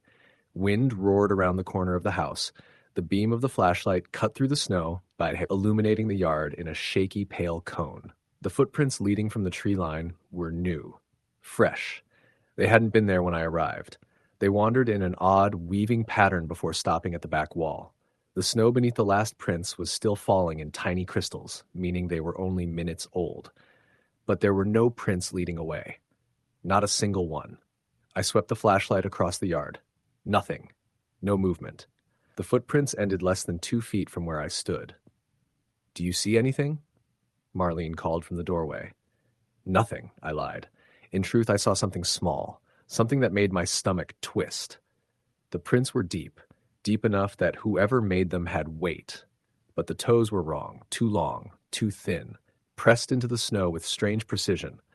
A sudden gust of freezing wind came from behind me, blasting through my coat. Except the wind wasn't blowing from that direction. I spun around. The front yard was empty. Still, I felt watched. The way you feel watched in the woods just before dusk when predators move unseen. I backed toward the house and shut the door behind me. For a long moment, neither of us spoke. Then a faint thud sounded from the roof. We both looked up. Not heavy, almost measured. As if someone was walking slowly from one end of the roof to the other. Creak, crack, step. Whatever it was big enough to shift the weight of the beams. Snow dust drifted down from the ceiling with each creak. Marlene pressed her hands to her mouth. "It's never gone up there before? It's been here before?" She nodded miserably. "Last winter, I heard it twice. I thought it was an animal, but now I don't think so." Suddenly, a heavy impact struck directly above us, hard enough to rattle the light fixture. The bulbs flickered violently. A long dragging sound followed, like fingernails scraping across the shingles. We stepped back together. Another drag. And then something far worse. A long, deliberate inhale from just above the living room. Deep, wet, ragged, as if whatever was on the roof were smelling the air coming from the chimney vent. "We need to go," I said. "Right now." "But the storm." "Now." I grabbed the flashlight, a blanket, and the emergency radio. Marlene threw on boots and grabbed her backpack. We slipped out the front door and made for the truck, heads ducked against the wind. Halfway there, something hit the ground behind us. Hard. Snow exploded upward. Marlene screamed. I spun, flashlight shaking in my hand. I caught the edge of something. Tall, pale, hunched. But before the beam landed on it fully, it moved with startling speed back toward the side of the house. I pushed Marlene toward the truck. "Go!" We reached the doors and climbed in. I turned the key. Nothing. The engine coughed once, then died. "Come on," I begged, trying again. Dead.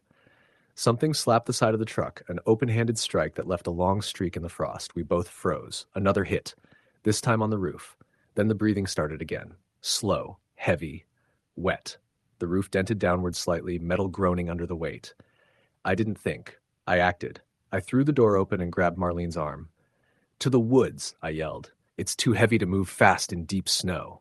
We bolted toward the tree line, stumbling through drifts up to our knees.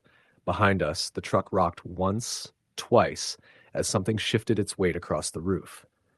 The breathing grew louder, closer. We reached the trees, darting between pines and crashing through underbrush. Branches whipped our faces, snow clawed at our legs. The darkness swallowed us, but at least the thing seemed slower here, less able to move through the dense growth. For nearly an hour, we trudged through the storm, following the faint glow of the highway lights beyond the ridge. When we finally reached the road, exhausted and shaking, a plow truck spotted us and stopped. The driver helped us climb inside, turned up the heat, and drove us straight into town. We reported everything. The sheriff sent deputies to investigate the property. They found the truck, the smashed roof, the footprints, bare, human-shaped, circling the house over and over. They followed them as far as the tree line, where they stopped abruptly. No animal tracks, no tire marks, no sign of a person, just footprints that appeared from the woods and never returned. Marlene never went back. Her house is still there, abandoned. Locals say in the dead of winter, when storms are at their worst, they sometimes see footprints wandering the yard, always barefoot, always circling, always stopping beneath the windows. Last month, someone reported seeing a tall, pale figure on the roof during a blizzard, dragging its fingers across the shingles, smelling the air, waiting. Story the end. The cold in northern Wisconsin hits different when it comes in January. Sharper, heavier, the kind that digs into your bones and stays there no matter how many layers you put on.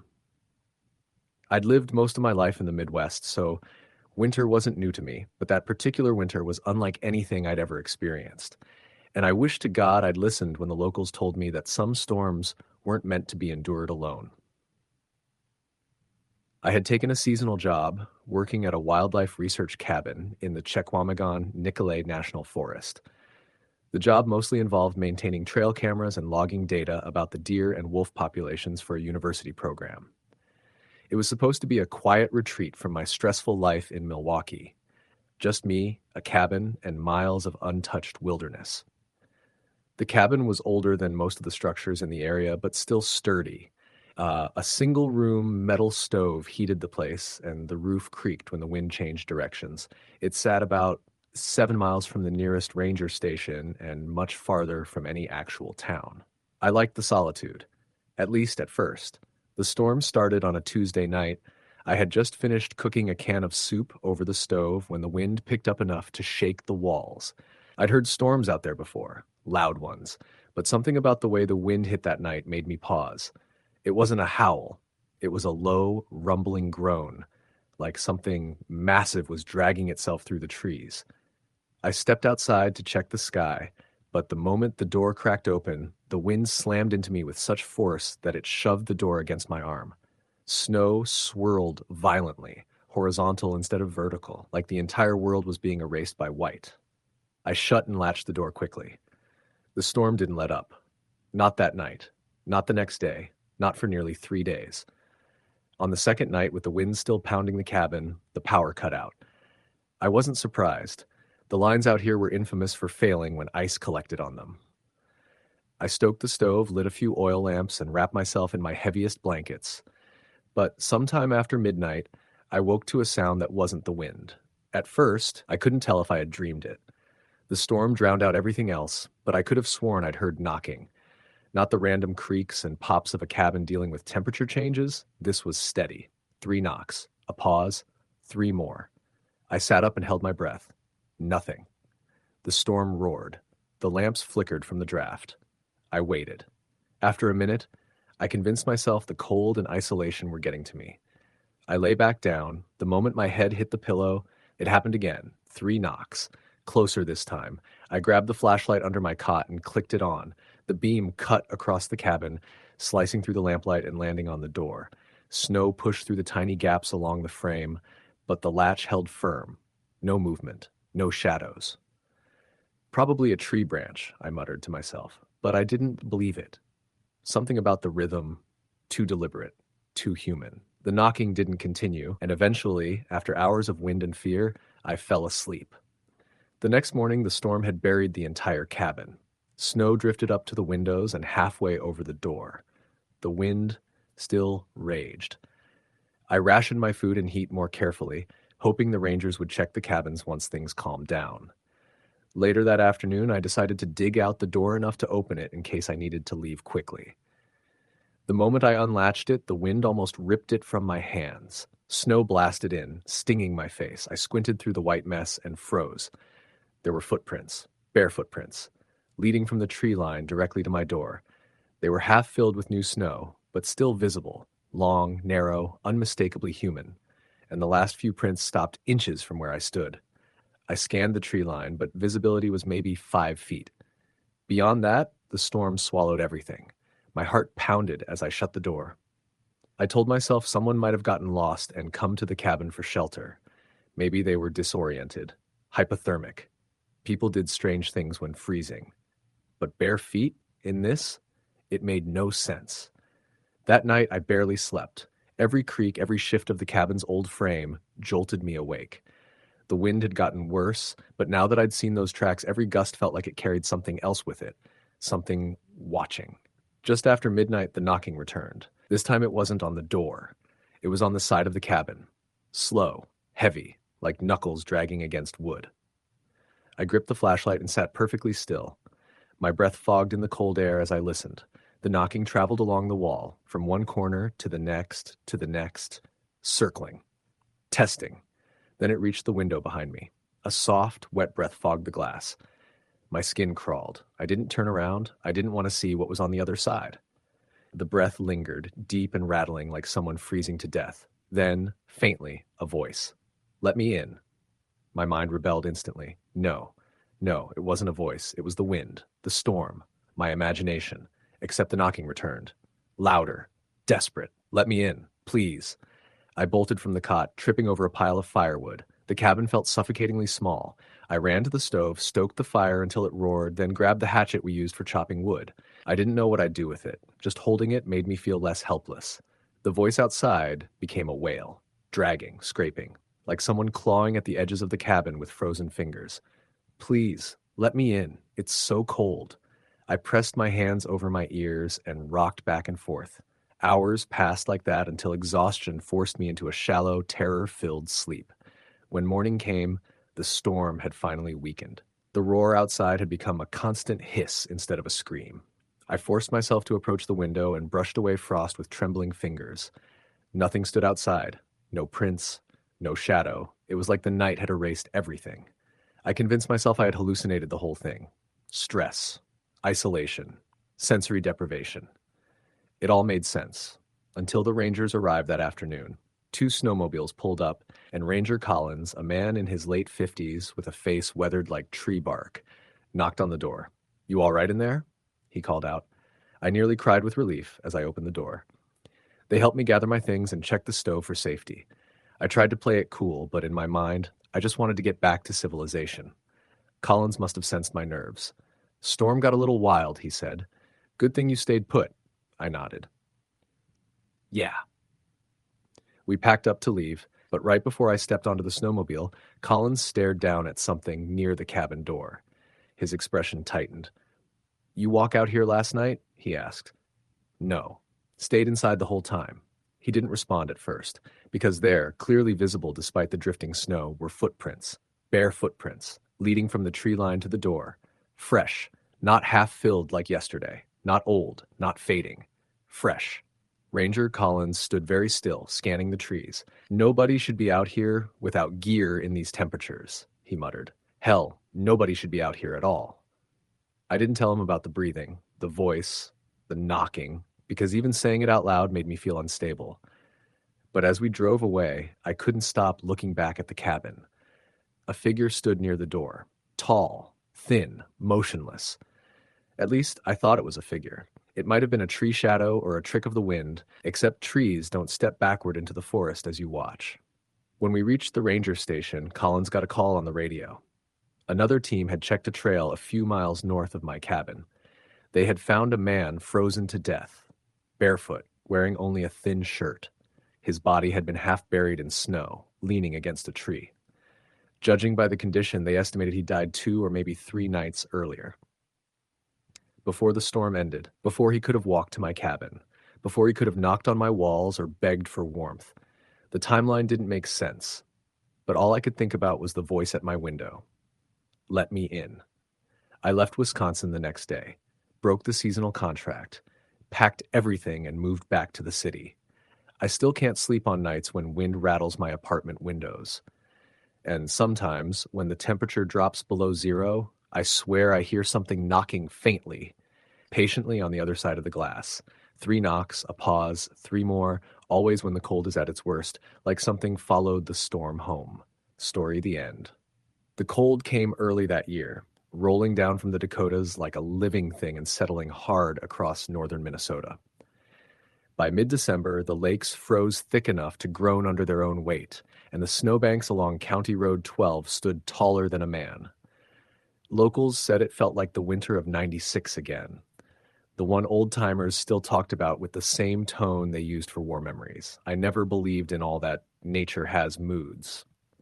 Talk until the winter my cousin Jacob disappeared.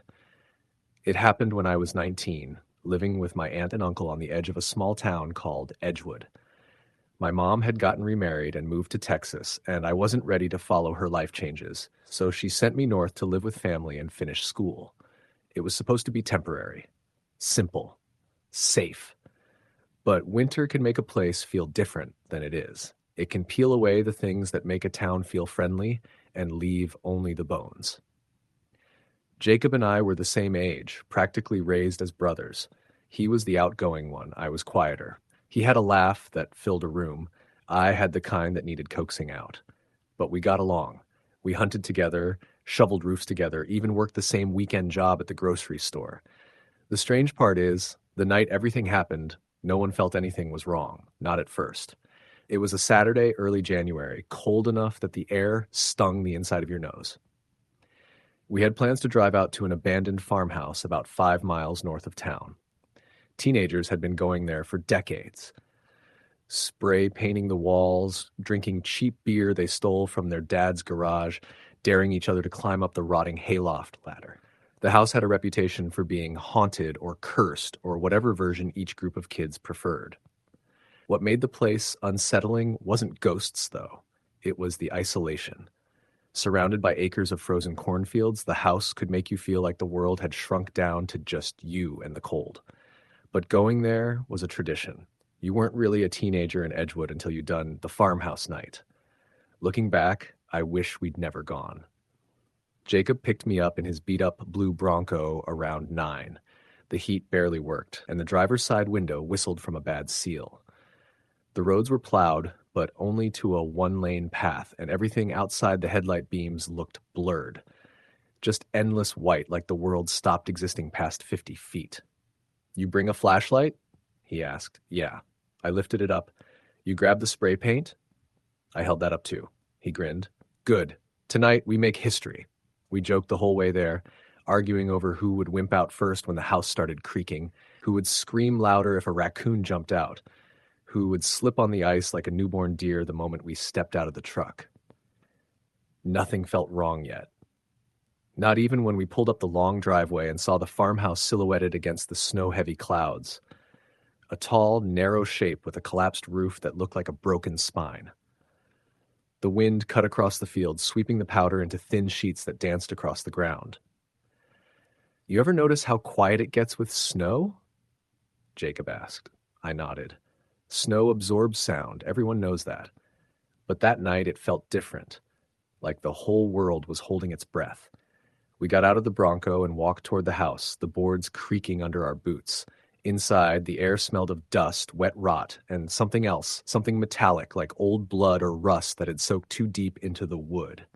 Our flashlights cut through the dark while catching the graffiti from generations of teenagers. Names, dates, drawings that ranged from stupid to obscene, the usual. But it was cold inside in a way that didn't match the temperature outside. Colder, somehow. My breath fogged thick and heavy. "Let's check the upstairs," Jacob said. We stepped carefully up the narrow staircase, its railing wobbling under our hands. The top floor was mostly intact, though the ceiling had bowed inward from snow weight and old water damage. Snow sifted through cracks in the roof, tiny white particles floating down like dust motes. That's when I heard it, a sound beneath the floorboards, a soft, slow creak, like someone stepping carefully. "Probably just the house settling," Jacob said, but his voice had tightened a little. Another creak, then another, not rhythmic, not wind-driven. Footsteps. They moved toward the staircase, slow, deliberate. Jacob lifted his flashlight and aimed it toward the stairs. Nothing, but the footsteps stopped at the bottom. "Maybe a deer got in," I whispered. "A deer doesn't climb stairs." The wind outside picked up, whistling through the broken siding. The whole house shuddered. Then we heard the footsteps again, this time heading toward the front door. We looked at each other. Someone followed us here, Jacob whispered. We moved to the window overlooking the driveway. Jacob pulled aside a strip of rotted curtain fabric so we could see out. My stomach dropped. The Bronco was sitting alone just where we left it, but the snow around it wasn't right. There were tracks circling the truck, deep ones, long strides, not boot prints, not paws, something else, something barefoot. The prints looked too big, too wide, too incomplete, like whatever left them had only the suggestion of a foot, not the full shape. And they circled the Bronco at least 4 times. Someone's screwing with us, Jacob said, though even he didn't sound convinced. We booked it down the stairs, but halfway down we froze. The front door was open. Not a crack. All the way. Snow blew into the entryway, spreading across the warped floorboards like spilled flour, but there were no footprints inside, only outside. Jacob swallowed. We're leaving. We ran to the Bronco. The cold outside felt sharper now, like the wind had teeth. Jacob fumbled with his keys, swearing as the wind slammed against us. Hurry, I said. I'm trying! Finally, the lock clicked and we threw ourselves inside. Jacob turned the key. The engine didn't start. A click. Then, another. He tried again. Nothing. He let out a shaky breath. Batteries probably frozen. Another sound cut through the air. A low, drawn-out groan. Not human, not animal. Something in between. It came from the field to our left. Jacob and I turned. At first, I thought it was a tree stump, a tall, narrow shape, hunched forward, blending with the dark. But then it moved. Suddenly, violently. It stood slowly, unfolding itself like it had been stuffed into too small a space.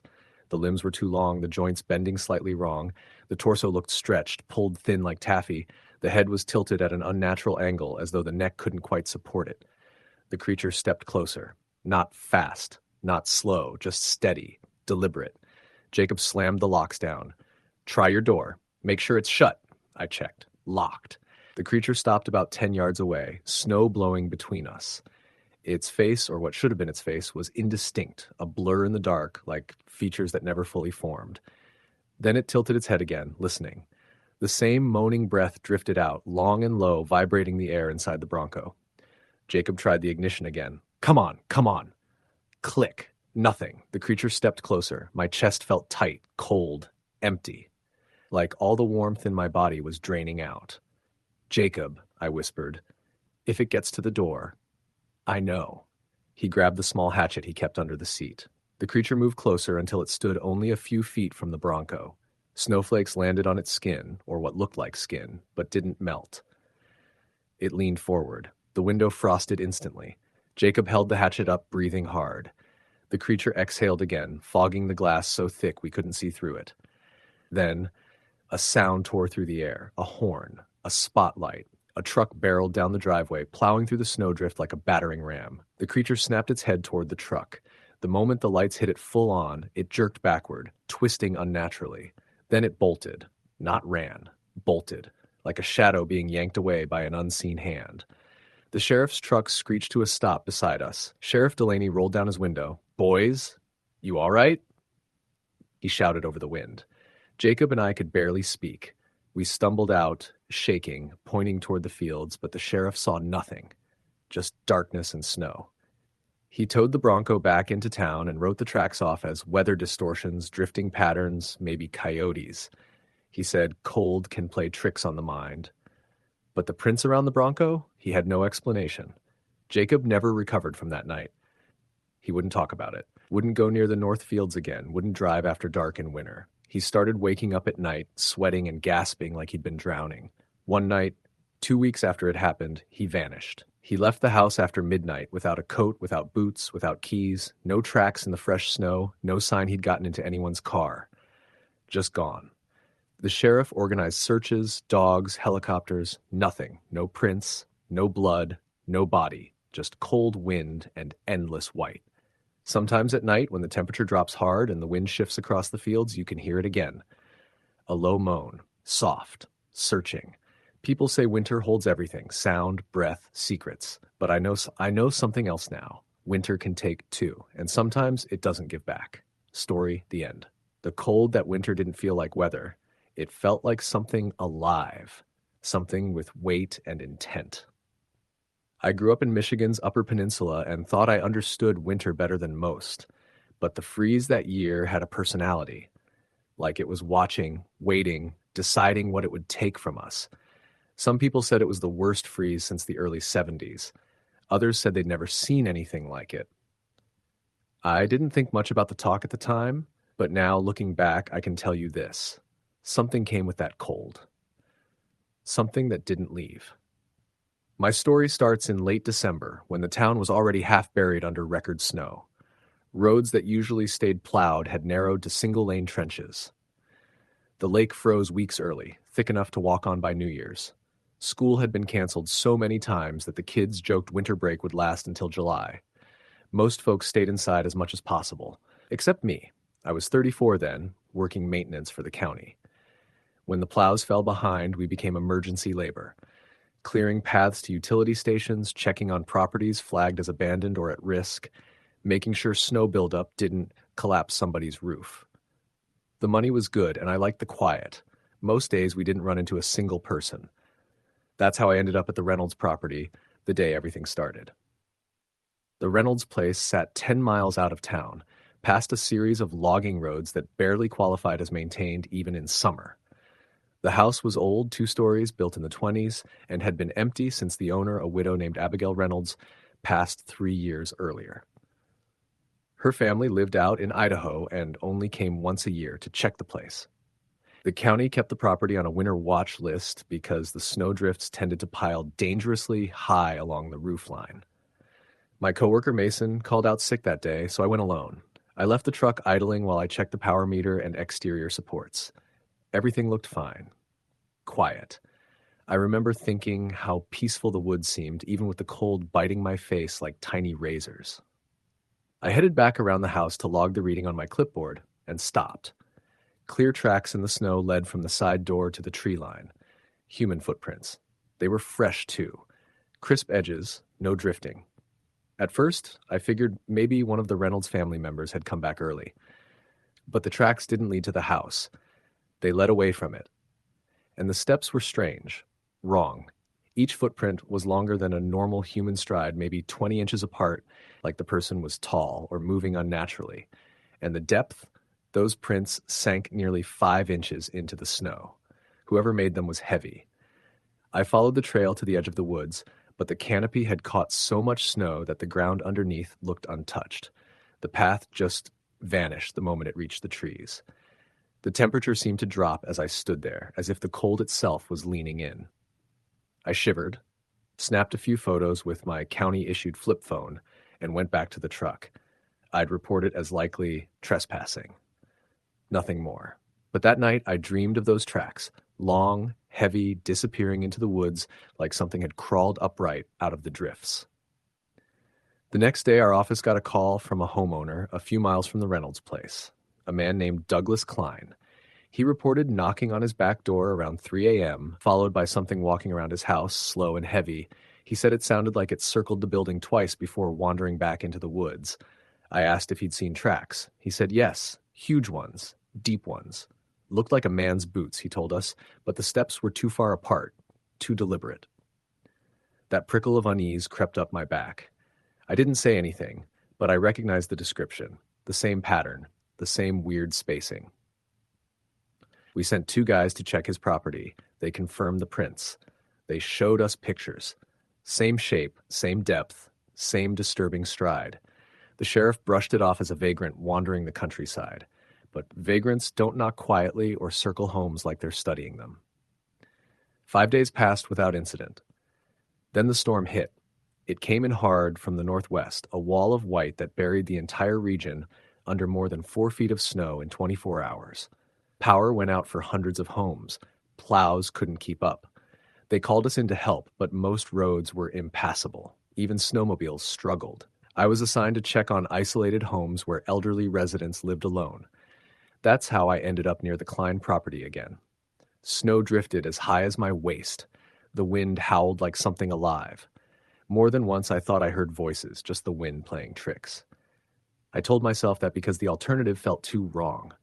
Around dusk, I found a small clearing beside a half-frozen creek to rest the snowmobile engine. I killed the motor and listened to the woods settle. The stillness unnerved me. No wind in that moment, no movement. It was like the whole forest was holding its breath. Then, from somewhere deep between the trees, I heard a sound, a slow, deliberate crunch, a footstep, then another, and another. They were spaced far apart, too far for a normal stride. Snow shook gently from an overhead branch. Something was moving through the forest, something big. I didn't see it, not yet, but the sound came closer through the tree line. I felt that same unnatural drop in temperature, a cold deeper than the air around me, like the cold had a direction, a source. My breath fogged in thick plumes. I reached for the snowmobile's ignition. Just as I turned the key, something moved between the trunks, a tall shadow. I didn't stay. I hit the throttle and tore out of that clearing as fast as the machine could go. Snow flew up behind me in a blinding spray, but even over the roar of the engine, I swear I heard something following. Slow. Heavy. Keeping pace without rushing. By the time I reached Klein's property, my nerves were shot. I knocked on his door. No answer. I knocked again. Harder. Nothing. I walked around the house and saw the back door was open. Not wide, just a few inches. Enough to reveal that the snow on the threshold was disturbed, melted in strange patches like something warm had stood there. Inside, the house was dark. Too dark. My flashlight caught overturned furniture, scattered dishes, a broken lamp. No blood. No signs of a struggle. Just signs of someone leaving in a hurry or being startled. And there were tracks. Large. Deep. Leading out the back doorway. Not Douglas's. Not his wife's. The same tracks I'd seen at the Reynolds property. The same strange stride. They led into the woods, and even though every instinct in me screamed not to follow, I took a step after them, just one. A stupid, curious, human step. That's when I heard it. A slow knock. Not from the house. From the woods. 3 knocks. Soft, like knuckles brushing bark. Then a long, deliberate exhale, steamy and low, like air forced from deep lungs. I turned and ran, slipping and stumbling through the snow. I threw myself onto the snowmobile and sped toward town like the devil was behind me. When I arrived at the county office, half frozen and shaking, I tried to report what happened. They humored me. Told me stress does funny things to the mind. Told me the cold can disorient. They checked on the Reynolds property and the Kleins, found no one home, and marked both cases as owners out of town. But the tracks were there. I know they were there. 2 days later, Douglas Klein was found on the far side of the forest, kneeling in the snow like he'd frozen mid-prayer. His eyes were open, his mouth was open, no visible wounds, no sign of a struggle, just frozen solid in an expression of absolute terror. His wife was never found. The official cause was exposure. But I remember the position of his hands. They were lifted slightly, palms turned outward, like he had been pushing something away in his final moment. A week after that, a teenager from town reported seeing something tall moving on the frozen lake at night, moving with long strides that didn't match the shape. 2 hunters claimed something followed them back to their truck one evening, stopping just outside the reach of the headlights. A farmer swore he saw a silhouette outside his barn, standing unnaturally still in the deep snow. Every story, every sighting carried the same details, tall, deliberate, silent except for the heavy crunch of footsteps. I left the job by February. I moved across the state. I won't go back north that time of year. Sometimes I still dream about that slow knock in the woods. Sometimes I swear I hear it, just a soft, polite tap, while lying awake on winter nights. The cold still feels different to me now, like it isn't just weather, like it's waiting, watching, holding its breath. And every time the temperature drops sharply, I remember that clearing by the creek. I remember the shadow moving between the trees. I remember those impossible tracks. Whatever came with that winter didn't leave. I don't think it ever will. It's the end. The cold came early that year, weeks before anyone in northern Wisconsin was ready for it. By mid-November, the mornings were so brittle that the air itself felt sharp, and the lake froze faster than the town had seen in nearly 30 years. I had just moved into my uncle's old house on the outskirts of Birch Hollow, a small logging town wedged between endless pine forests and a reservoir big enough to swallow boats in the fog. I'd lived in Wisconsin my whole life, but Birch Hollow was different, colder, quieter, the kind of place where people didn't lock their doors because everyone supposedly knew everyone. But after everything that happened, I learned that knowing everyone isn't the same as knowing what they are capable of. I moved there because I needed the space and the quiet. I'd worked construction in Milwaukee for over a decade, but after the accident on site, after the scaffolding collapsed and took 3 guys with it, one of them a close friend, I couldn't stay. My uncle had passed a few years earlier and left his place to the family. My mom insisted someone should take it rather than let it rot in the woods. I figured it was a good place to start over, maybe even heal. The house sat at the end of a long, narrow road. The trees were so tall they nearly touched above the road, turning it into a long tunnel of branches and shadows. At night, the only light came from the single street lamp at the corner, which flickered enough to feel almost intentional. The neighbors didn't come by to introduce themselves.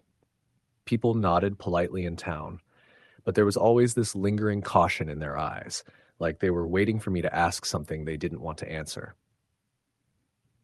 It wasn't until 2 weeks after I arrived that I learned why. One night, while unloading groceries from my truck, an older man emerged from the trees beside my property. He walked silently, hands buried deep in an old brown coat. I nearly dropped the bags when I noticed him standing near the porch. "You're Tom's nephew," he said. His voice rasped, brittle as dry leaves. "Yeah," I answered. "I'm Mark." He nodded slowly, studying me with watery gray eyes. "People don't usually stay long out here." I forced a smile. "Guess I'm not most people." The old man didn't smile back. "Storm coming tonight, bad one. Stay inside, don't go out on the lake." I wasn't planning to. He stared at me a moment longer, then turned and walked back into the trees without another word. I watched until the darkness swallowed him completely. When I told the cashier in town about the encounter the next day, she grimaced. "That must have been Mr. Halpern," she said. "He lives out on Sawyer Road. Real quiet type. Lost his boy out on the lake some years back." "Drowned?" She hesitated. "No body ever found.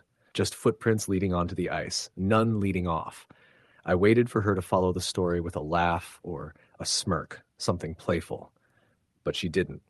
She just bagged my bread and told me to drive safe. That night, the storm arrived exactly as Halpern had warned. The wind shrieked against the house like it was furious it couldn't get in. Snow slapped against the windows in heavy sheets, and the forest beyond the tree line bent like it was bowing to something enormous in the sky. I'd grown up with winter storms, but this one was different. Loud in ways storms shouldn't be, almost rhythmic at times, like footsteps pacing the roof. Around midnight, the power went out. I lit a few candles and settled near the wood stove my uncle had installed decades earlier. The crackling flames were the only sound inside the house, and the warmth was a small comfort against the growing unease that crawled up my spine. Then I heard it. 3 slow knocks on the front door. It was nearly impossible. No one should have been out in that blizzard. The snow was knee-high already, and the wind was vicious enough to knock a grown man off his feet. I grabbed the flashlight from the mantel and made my way to the door, stepping quietly as though trying not to draw attention. "Hello?" I called through the wood. "Anyone there?" No answer. I pressed my ear to the door, nothing but the wind. Still, something told me not to open it, so I didn't. Instead, I slid the deadbolt into place, stepped back, and waited to see if whoever it was knocked again. They didn't. But the next morning, when I went outside to shovel, I found footprints in the snow leading straight to the door. Bare footprints. No boots, no shoes, just feet. The stride between them was unusually long, as if the person had taken exaggerated, careful steps. The prints stopped right at the door and didn't continue. There were no returning steps, nothing leading away. Just arrival. Just someone, or something, coming to the door in the middle of a blizzard and vanishing into thin air. I told myself there had to be a logical explanation. Snow drifted. Wind messed with tracks. People walked barefoot for stupid reasons all the time, especially if they were on drugs. But the prints were deep, precise, very fresh. That day I tried to shake the unease by focusing on chores. I repaired loose siding, cleared a path from the house to the road, and even split some firewood to warm up. But no matter what I did, I couldn't shake the image of those footprints. By nightfall, another storm rolled in. This one quieter but colder. So cold that even the fire struggled to warm the air. Around 10 p.m., I heard something slam against the house, not like a branch or falling ice, something heavy, something deliberate. I turned off the TV and listened. A dragging noise scraped along the siding, slow and grating, moving from the back of the house toward the living room window. I stood completely still, hardly breathing. The scraping paused. Then came a sound that made my blood turn to ice, a low, deep exhale. Right outside the window, like someone standing inches away from the glass was breathing steadily, patiently, waiting for me to move. I crept toward the window, one step at a time. When I finally reached it, I slowly raised the edge of the curtain. Nothing. But when I shined my flashlight downward, the beam caught something in the snow. More footprints, bare, deep, fresh.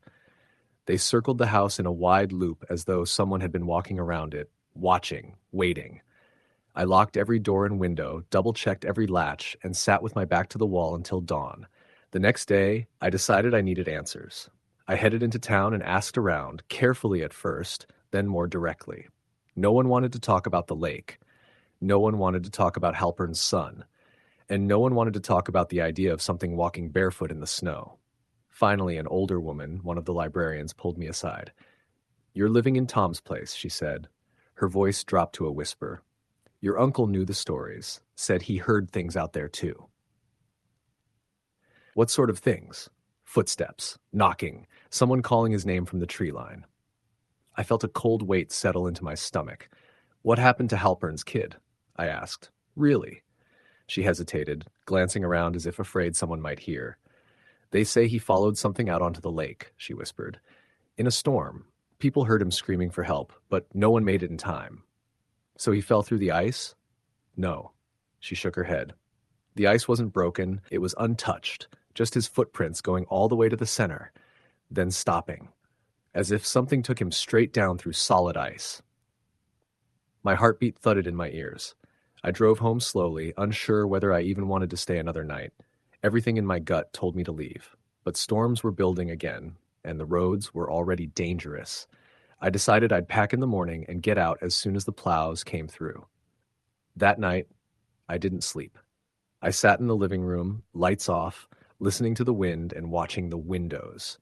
Around 3 a.m., the knocking returned. 3 slow knocks, then silence. I stood, gripping the fireplace poker tight enough to hurt my hand. The knocks came again. Then a voice, soft, distant, like it was coming from underwater. "Mark." I froze. No one in town knew me well enough to come by. No one should have known my voice or been wandering through blizzard conditions just to find me. The voice came again, dragging the syllables out. "Mark, let me in." It sounded familiar. It sounded like my uncle's voice, but he'd been dead for 3 years. I backed away from the door. The voice grew louder, losing the illusion of humanity. "Open the door." Then the handle started to jiggle violently. The deadbolt strained with each shake. Something slammed into the door hard enough to rattle it in the frame. I ran to the back room and shoved the dresser in front of the door leading outside. Then the windows. Each one thumped, one after another, as though something was circling the house again. A low scraping noise dragged across the siding. I could hear it above the wind. Then, suddenly, everything stopped. The silence that followed was worse than the noise. I stayed awake until morning, shaking, listening, waiting for anything else. But there was nothing. Just the storm slowly dying and the weak light of dawn spreading across the snow. When I finally gathered the courage to check outside, I found the same prints again. Bare footprints, circling the house, stopping at each window, ending at the front door. And right beside the door was something new, something I hadn't seen before. A handprint on the wood. Not a normal handprint. The fingers were too long, too thin, and the hand had pressed so hard it left deep grooves in the surface like claws. That was enough. I packed what I could in under an hour and left Birch Hollow without looking back. I didn't bother trying to sell the house. I didn't bother telling anyone what happened. I just left. A week later, the librarian emailed me. She didn't say much, just one sentence. "It doesn't follow everyone, but sometimes it follows the ones who notice it." Sometimes, at night, when the wind rattles the windows of my new apartment miles away, I swear I still hear it. 3 slow knocks, and a voice that sounds like someone I used to know whispering, "Let me in." Story, the end. Snowstorms in northern Minnesota have a way of swallowing the world whole. Anyone who's lived long enough above Duluth knows the feeling. The sudden whiteout, the needle-sharp wind, the sky heavy and bruised like it's about to collapse. But nothing in all my 33 years prepared me for what happened the winter my brother disappeared. I was working maintenance at the old Pine Ridge Motel then, the kind of rundown roadside place that mostly caught truckers trying to outrun sleep and locals looking for somewhere to hide from their own lives for a night. The owners kept me on because I could fix things without complaining and didn't mind taking the graveyard shifts when the snowstorms hit. After all, someone had to keep the generator running. The winter of 2016 was the worst I can remember. Snow stacked on the roof so high the gutters split like wet cardboard. Roads vanished, power lines went down. The radio called it a once every 30 years blizzard. People stayed indoors. The Pine Ridge looked like the only building still awake some nights, its flickering neon vacancy sign glowing red against the whiteout like a warning. My brother Luke had been staying with me that month. He'd lost his job, lost his girlfriend, lost pretty much everything except the beat-up jacket he lived in. I figured giving him a room at the motel, even if it was the smallest one in back with a radiator that hissed like a pissed-off snake, was better than watching him sleep in his car again. He'd been restless for weeks.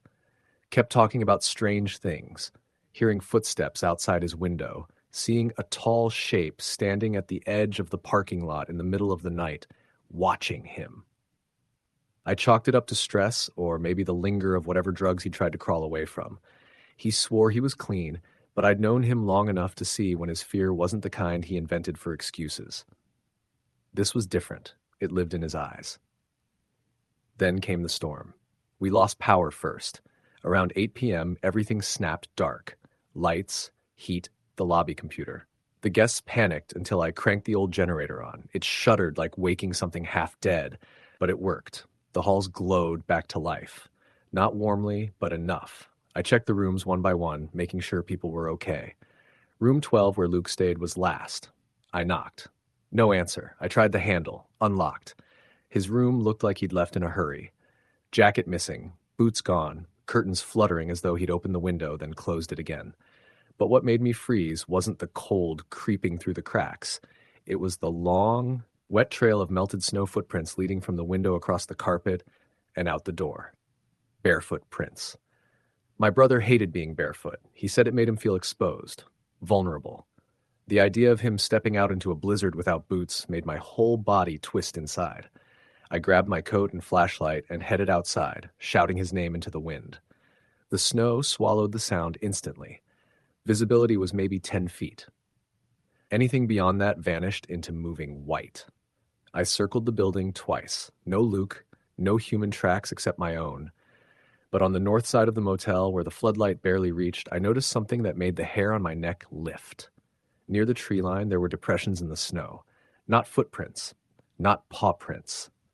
Something wider, longer, like someone dragging a heavy duffel bag or crawling through the snow on their stomach. But the pattern wasn't right for crawling. Too smooth, too long, and it curved unnaturally, like a giant snake had slithered past. I told myself the wind had made it, or drift patterns.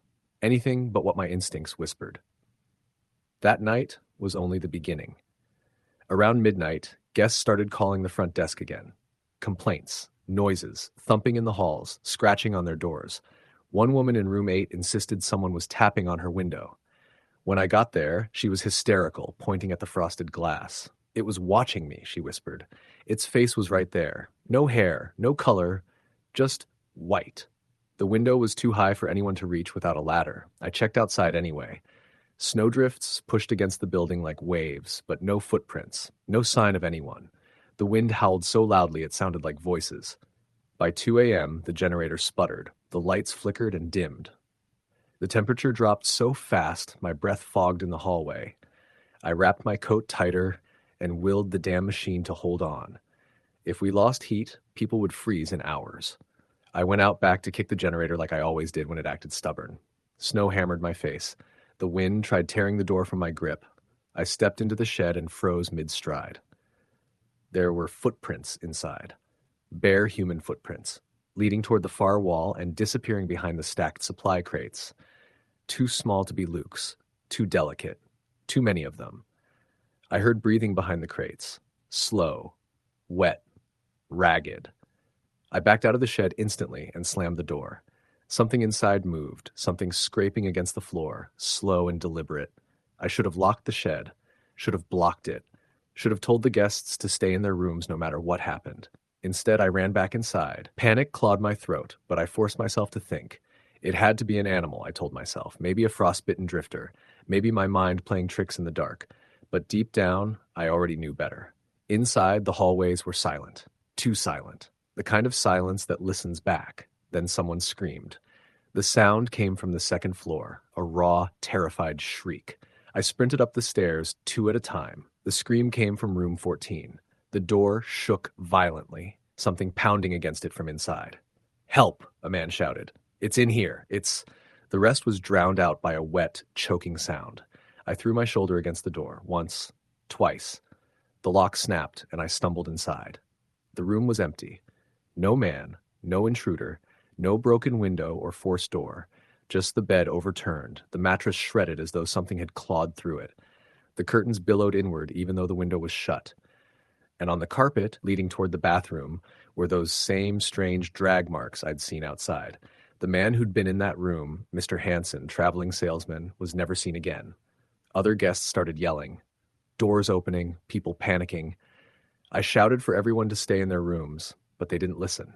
Not in that storm. Not with that fear crawling over us. I caught glimpses, only glimpses, between flickering lights and twisting shadows, something pale, something long, moving wrong, sliding along the hallway wall like a human-shaped smear of ice. One of the guests, an older man, pointed and screamed, "It's not walking, it's floating!" Whatever it was vanished before I could see it fully, but it left behind a chill so sharp my teeth hurt. I knew I had to get everyone out. But how? The roads were gone. The snow was chest deep. The nearest town was 12 miles away. Then the lights died again. The hallway went pitch black. Someone sobbed.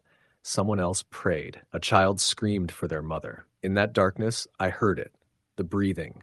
Not human. Not animal. A sound like wind through a frozen corpse. Slow, dragging, coming closer. I raised my flashlight, but before I could turn it on, cold fingers brushed my arm. I swung blindly. Hit nothing. The breathing drifted past me inches away. I could feel it, like standing too close to something dead. The smell of rot hidden under ice. My flashlight finally clicked on. The beam illuminated only swirling dust and debris where something had just been. That was when I saw the footprints again. Not on the floor, on the ceiling. Long, bare prints walking upside down, leading toward the far end of the hall. Guests screamed again, a stampede. Doors slamming, chairs dragging, people barricading themselves. I just stood there, shaking. Because above those prints, hanging from the ceiling like a twisted, frozen marionette, was Luke, my brother. His skin blue white, his eyes wide, his fingers hooked unnaturally into the drywall, hanging there like something had bent him backward and nailed him in place. His lips moved. Barely. I leaned closer, tears freezing on my face. He whispered, "Don't let it in." Then his body jerked violently as if something yanked him deeper into the darkness above, and he was gone. The ceiling was smooth. No hole, no mark, no sign he'd ever been there except for the prints. I don't remember running, but suddenly I was back in the lobby, shoving people toward the back door, herding them into the storm, screaming at them to move, to run, to keep going until they hit the main road. I stayed last. I locked the lobby, turned off the generator, left the motel in darkness so nothing inside could find its way out by following the light. I ran until my lungs burned.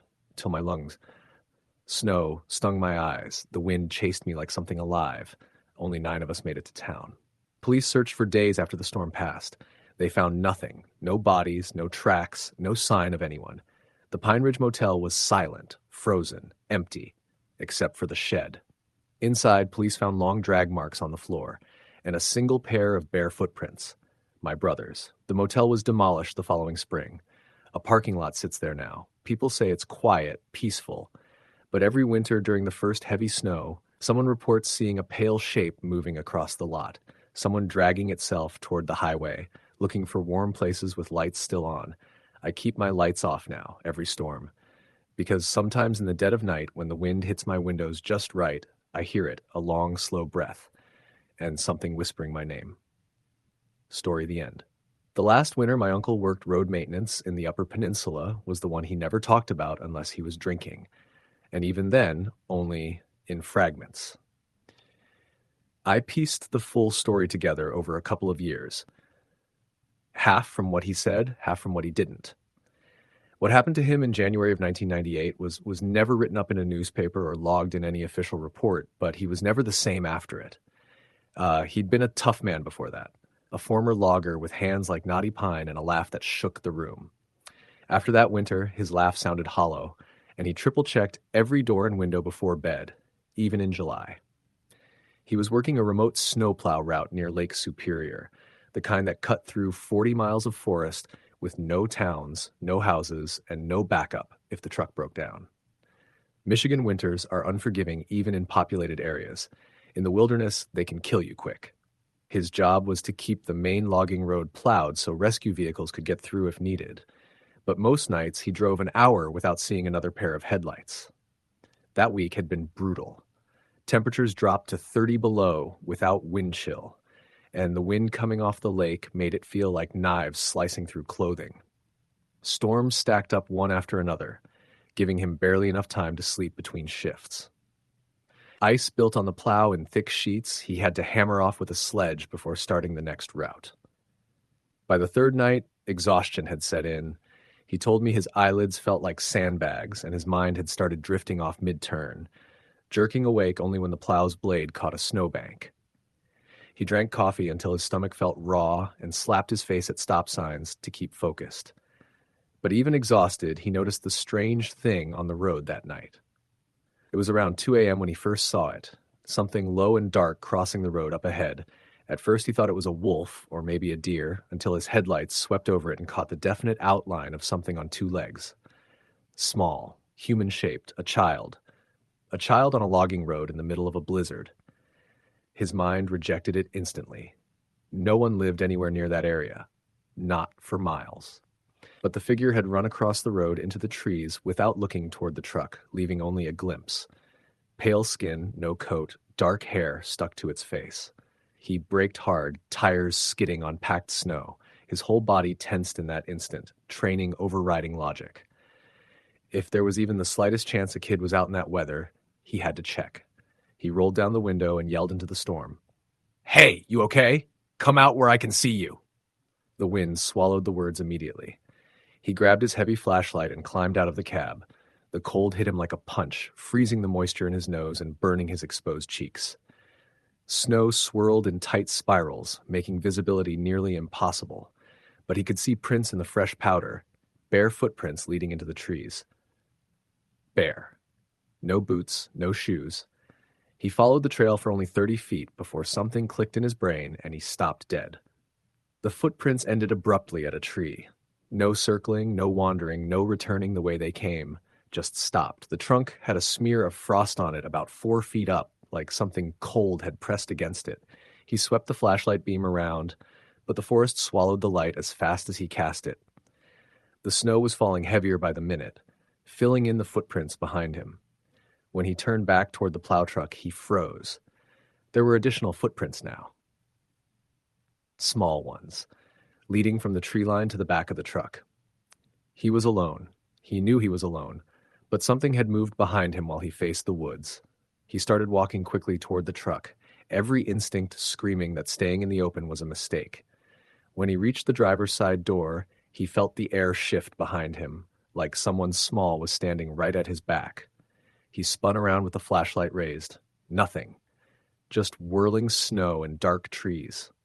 He got in the truck, slammed the door, and locked it. His breath fogged the windshield as he sat there gripping the steering wheel. The heater blasted at full power, but he still felt cold creeping up his spine. Just tired, he muttered to himself. Seeing things. Exhausted and seeing things. But then came the thump. Soft at first, then again. Something tapping the back of the plow truck. He checked the mirrors. The headlights created a bright tunnel ahead, but behind him the night was a black wall. No shapes. No movement. Another thump. He put the truck in drive and pressed down hard on the accelerator. The tires slid, caught traction, and the heavy vehicle lurched forward. He didn't stop until he reached the end of his route, where the main highway crossed the logging road. The rest area plow garage wasn't far, and he was shaking too hard to keep driving. He parked inside, killed the engine, and sat there trying to steady his breaths. He hadn't imagined the tapping. His heartbeat was still too fast, his hands still trembling. When he finally got out to refuel the truck, he walked around to the back. There were more bare footprints in the snow. Hundreds. Tiny, perfect prints circling the truck, overlapping each other, as if dozens of small feet had been dancing around it. But what made him sick, what made him stagger backwards and nearly drop the fuel cap, was that the prints stopped at the edge of the open garage door. Inside, the concrete floor was dry. No tracks, no wet marks, nothing. Whatever had been tapping the truck hadn't followed him inside, or it had, and it left no prints on concrete. He refueled with shaking hands, went inside the garage office, and locked the door behind him. He kept the lights on all night and called his supervisor at dawn, claiming he'd gotten sick. He didn't sleep that day. Every time he closed his eyes, he saw those prints circling the truck. By nightfall, he felt stupid for being scared. The daylight had washed the fear away. The logical part of his mind took over. Snow shifts in the wind, animals make odd impressions, exhaustion distorts perception. He convinced himself he'd hallucinated half of it. He convinced himself he had to go back. Money was tight. If he didn't keep the job, he'd lose the house. And the longer he sat staring out his window at the growing drifts, the more he felt like he was letting fear run his life. So he went back to the route the next night. The sky was black, the kind of black that swallows the edges of the world. Snow fell in huge flakes that flashed white in the headlights. He drove slowly, focusing hard, refusing to look at the trees. But halfway through the route, the radio crackled, only for a second, a burst of static, then a faint voice, childlike. Help. He jerked the radio up to his mouth. This is Unit 12. Who is this? Identify yourself. Nothing. Hello? More static. Then barely audible. Cold, help me. The voice was so faint it seemed impossible. Not coming from another truck. Not coming from dispatch. Almost like it was coming from inside the cab. No, he whispered, dropping the radio. Not again. No. He shut the radio off completely. He wasn't going to fall for it. He wasn't stepping out of that truck no matter what he heard. But then the sound came from outside. A soft knock at the passenger side window. He turned slowly, dread choking him. A small face was pressed to the glass. Blue lips. Wet hair slung across white skin. Eyes too wide. Frost spreading out from where its cheek touched the window. It didn't blink. Didn't shiver. Just stared at him, mouth barely moving. Let me in. He slammed the truck into reverse without thinking. The plow blade scraped violently across the ice. He felt the truck fishtail, hit a buried stump, jolt hard enough to throw him against the door. When he looked back at the window, the face was gone. He didn't know how he made it to the highway. He didn't remember the drive. He only remembered stumbling into the sheriff's office at dawn, unable to feel his hands. They checked him for hypothermia and kept him in a warm room for 2 hours, convinced he'd gotten lost on foot. No one believed the story, of course, and he didn't push it. He just quit the department and moved to Grand Rapids within a month. The part he told me only once, very quietly, was this. When they warmed him up enough to take off his coat, they found tiny handprints frozen onto the fabric. Perfect little handprints, too small for any child he'd ever seen. They weren't on the coat when he left the truck. They formed while he was inside the sheriff's office, as if something had been holding on to him the whole time. Even now, 25 years later, he won't go outside at night when it snows. He says heavy snow muffles sound too much, makes you feel like the world isn't empty, even when it is. And some winter nights when the wind dies down just right, he swears he can hear knocking, soft, slow, childlike. He never checks the window.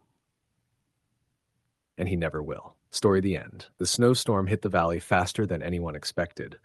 One moment, the sky was just a muted gray blanket, the kind that hangs low in December, heavy but harmless.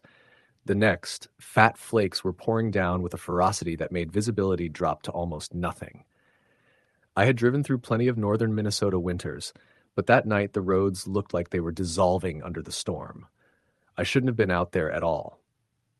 Not at midnight, not alone, and not hauling equipment for a survey project that could have easily waited until after Christmas. But when your boss tells you the funding depends on finishing the geological scans before the year flips, you do the job.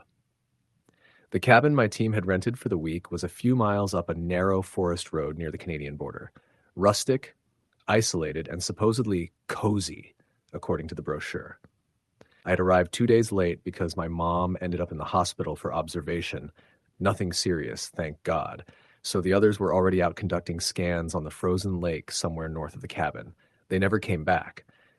I didn't know that yet, of course, not when I was fighting through the storm, just trying to reach the place. I kept the high beams on, but the snowfall was so dense the light just bounced back into my eyes. Trees leaned over the road like they were being pulled downward by the weight of the storm. Every time my tires hit a patch of ice, the car fishtailed just enough to spike my heart rate. I almost missed the turnoff entirely, a small wooden sign half buried in snow that read Pine Hollow RD. I eased onto it, the car creeping forward in low gear. The road was even worse here, unplowed and winding through thick woods. Snowdrifts rose like dunes. Shadows flickered between the trees, tricks of the headlights and blowing snow. Something moved across the road ahead of me, a quick shape, too fast for me to see clearly. I braked hard, skidding. My breath stopped. It wasn't a deer. At least I didn't think so. It looked tall, upright. But that could have been the snow distortions or my imagination. When nothing else appeared, I inched forward. By the time I reached the cabin, a squat A-frame buried in white, I was shaking from more than just the cold. The place was completely dark, windows covered in thick frost. My team was supposed to be there. The porch should have been lit. The generator should have been humming. I parked, killed the engine, and listened. Nothing but wind. I grabbed my bags and trudged to the door, snow immediately seeping into my boots. The cabin door was unlocked. A bad sign. The inside felt like a refrigerator, the air so cold it made my eyes water. I stepped in, flipped the light switch. Nothing. Flashlight beams cut across the small living room as I swept around searching for my crew. Guys? I called. Anyone here? Silence. Their gear was gone. Coats, boots, survival kits, all missing. But their sleeping bags were still rolled out. A half-empty pot of coffee sat frozen solid on the stove. The clock on the wall had stopped at 8:42 p.m. Judging by the ice on everything, it had been hours. The wind outside howled, rattling the window panes. I rubbed my arms, trying to generate warmth. First order of business, get a fire going. After 30 minutes of coaxing the wood stove to life, heat finally began pushing back the cold. The ice on the windows melted into rivulets. I set up a lantern and tried the radio. Nothing but static. I checked my phone. No signal. I told myself the team probably got stuck somewhere or were holed up in their snowmobile shelter waiting out the storm.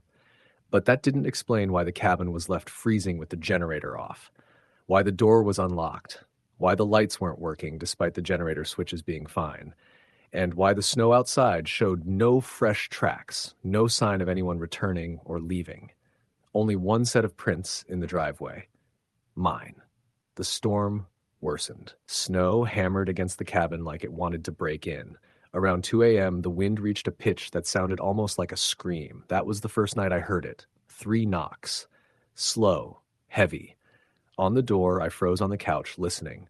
The knocks came again, deliberate. I stood, slowly, gripping the fire poker. My breath fogged the air as I approached the entryway. "Hello," I called. "Who's there?" No answer. I peered through the peephole. Nothing but a wall of white, snow swirling in the beam of the porch light that I didn't remember turning on. I stepped back, heart thudding.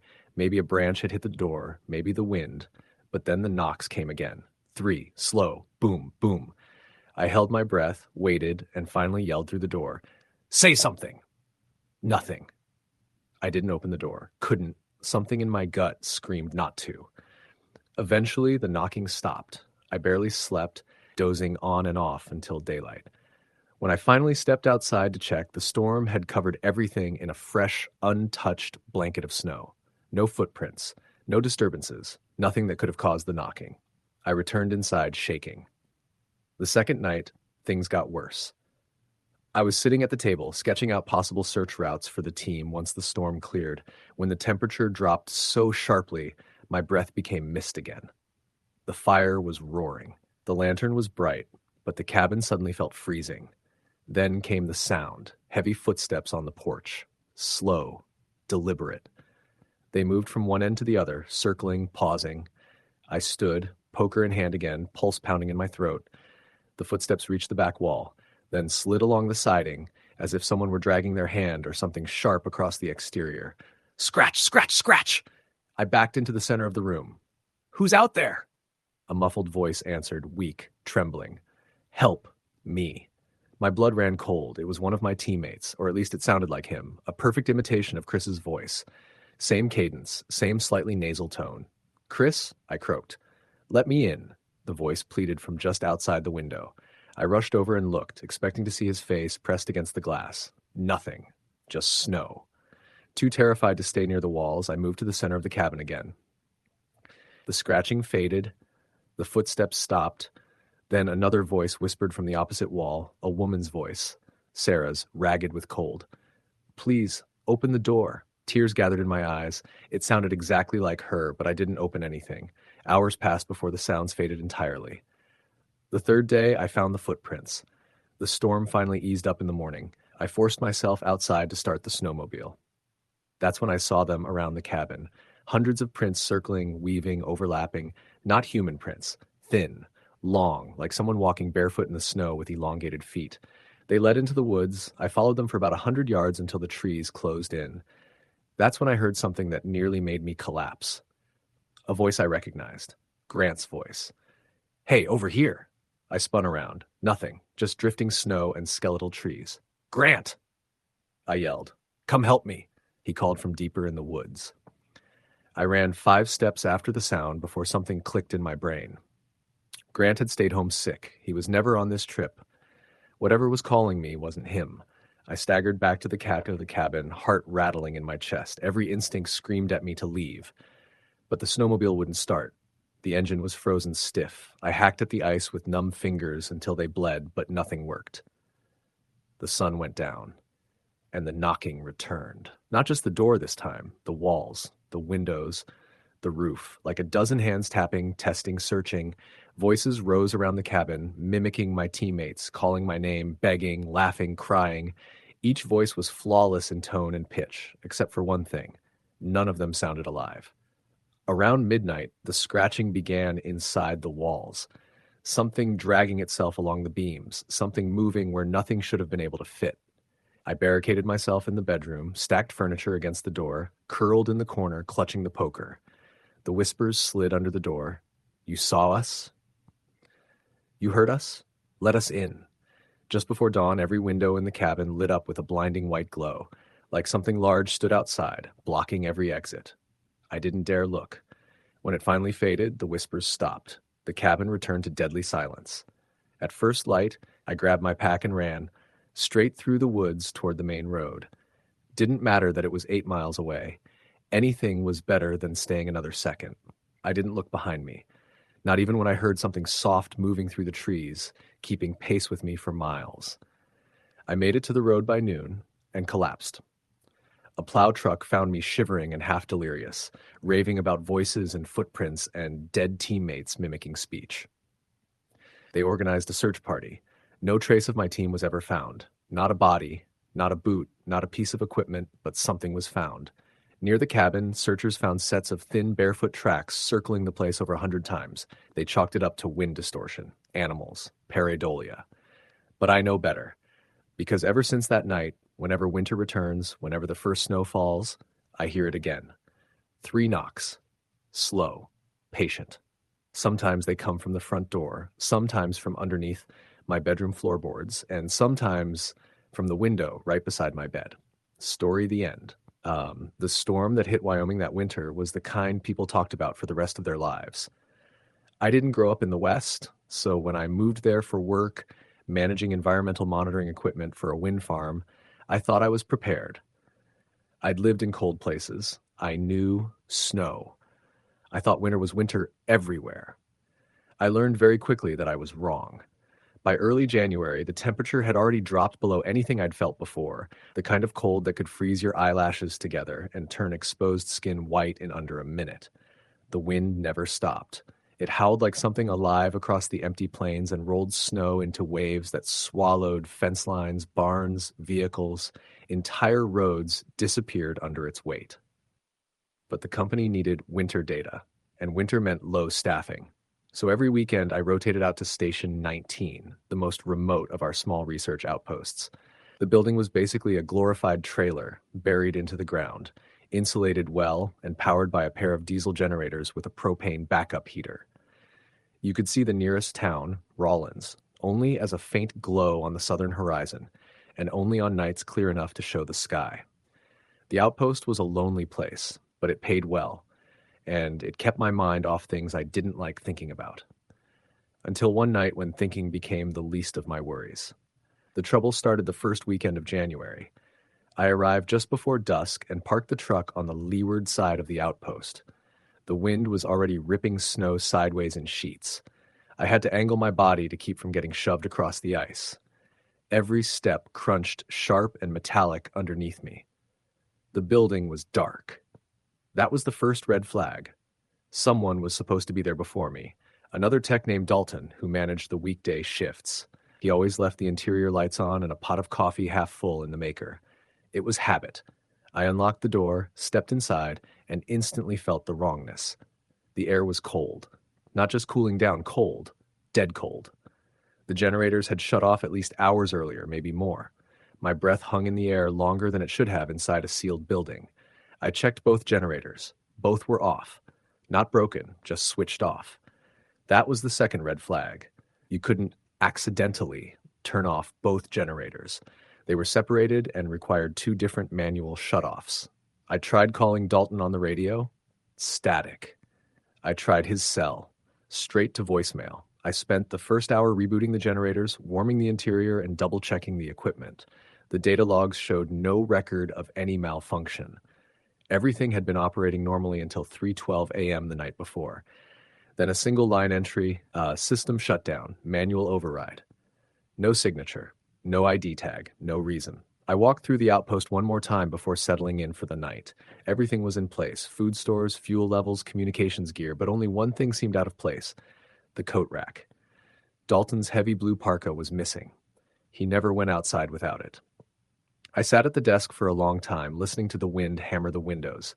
It wasn't unusual to hear things out there. Trees cracking, ice shifting, the metal siding flexing. But that night it sounded different, like something was out in the dark circling the outpost, scraping along the snowpack. At 9:17 p.m. the radio crackled. At first it was static, but then I heard language buried under it. Fragmented, faint, like someone talking through a pillow underwater. Help, don't out, please. I grabbed the receiver.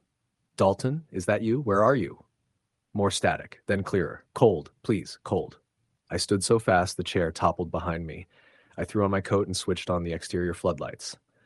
The beams cut through the snow, revealing a swirling white void. Everything outside moved. Wind, snow, ice, but nothing human. No body. No tracks. Dalton, I shouted into the night. Can you hear me? Something answered, but it wasn't a voice. It was a knock, a single, heavy knock on the far wall of the outpost. I whipped around, heart slamming against my ribs. The knock had come from the north side, near the backup heater. I ran inside, boots shedding snow across the floor. I reached the north wall. The metal siding trembled from the wind. Then another knock. Slow. Deliberate. I pressed my ear to the wall and listened. A faint dragging sound moved along the outside surface, like fingers trailing across sheet metal. I backed away so quickly, my heel hit the desk leg. My first thought wasn't supernatural. It wasn't monsters or ghosts or anything like that. It was hypothermia. People in late-stage hypothermia sometimes undressed, wandered, behaved unpredictably. Maybe Dalton had gone outside in the night, disoriented, and was freezing to death somewhere near the building. Maybe he had crawled up to the wall and was trying to get my attention. That thought pushed every other fear down. I pulled on my headlamp, grabbed a rope, and stepped outside. The cold hit like a hammer. I tied the rope to the generator housing and ventured outward, sweeping the headlamp beam across the snow. The wind knifed through my gear despite the insulation. The snow burned against my cheeks. I moved carefully, leaning forward to keep from losing my balance when gusts hit. I reached the north wall. There were no footprints. None.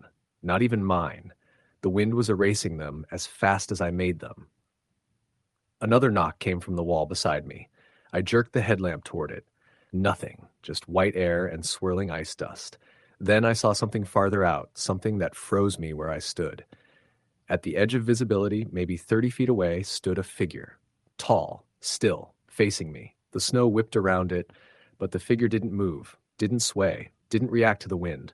It looked like a man, maybe bundled in winter gear, but the proportions were wrong. Too long in the arms, shoulders too narrow, the head tilted at an unnatural angle, like a question mark bent backward. A whisper brushed my ear. Cold. Except it came from behind me. I spun, rope pulling taut. Nothing there. The figure in the distance took one step forward, slow, deliberate. I didn't think. I ran. I followed the rope like a lifeline, nearly slipping twice as I lunged back through the door and threw my weight against it. I locked both deadbolts and slid down the wall, chest heaving, breath fogging the air. The knocking started again almost immediately. Not from the north wall, from the roof. A slow, dragging scrape crept across the metal above me, back and forth, like something crawling. The lights flickered. For several long minutes, I just sat there, every muscle rigid, mentally counting the knocks, trying not to panic, telling myself it was nothing, just the wind, just stress, just exhaustion. But then the generator died again. Silence dropped like a heavy curtain. The interior temperature plummeted. I spoke aloud just to hear a human voice, but the sound felt weak and small. I checked the control panel. System shutdown. Manual override. Again. My hands shook as I reached for the toolbox. Whatever was outside or on the roof couldn't get in. The door was reinforced, the walls thick. But if the generators stayed down, I would freeze to death just as surely as if I'd walked out into the storm naked. I took a flashlight and forced myself outside again. The darkness felt heavier now, the wind louder. I hurried to the shed, using the rope to keep my bearings. When I opened the generator housing, I found every wire connected and every switch in the correct position. But the fuel line was bent. Bent. You can't bend a steel fuel line by hand. Not even with tools. It looked like something had twisted it until it crimped shut. I repaired it as fast as my freezing fingers allowed and restarted the system. When the generator roared back to life, I nearly cried from relief. On my way back inside, something moved in the corner of my eye. I turned the flashlight. A new set of tracks appeared in the snow between the shed and the outpost. Not footprints. Handprints. Dozens of them. Trailing across the snow like something had crawled on all fours around the building over and over and over again. Inside, I sealed the door and pushed a table in front of it, even though it wouldn't help much. I sat on the floor with my back to the wall, keeping every light on. Around 3:40 a.m., the radio crackled again. This time, the voice wasn't distant. It was clear, right behind the static. I'm cold. Open the door, please. It sounded like Dalton, but layered under it, so faint I almost missed it, was another voice. Lower, wet, too deep. Repeating the same words in perfect unison. Open the door, please. I didn't sleep the rest of the night. When dawn finally broke, the storm weakened enough for me to risk driving out. I packed everything in under 5 minutes, started the truck with shaking hands, and never looked back at the outpost. 2 days later, crews found Dalton's parka hanging from a tree branch a mile from Station 19. His ID badge was still clipped to the pocket.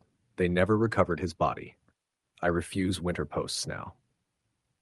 I work in Denver, indoors, where the humidity is controlled and the temperature never drops far enough for breath to freeze. But sometimes, especially during cold snaps, my home heater ticks in the night.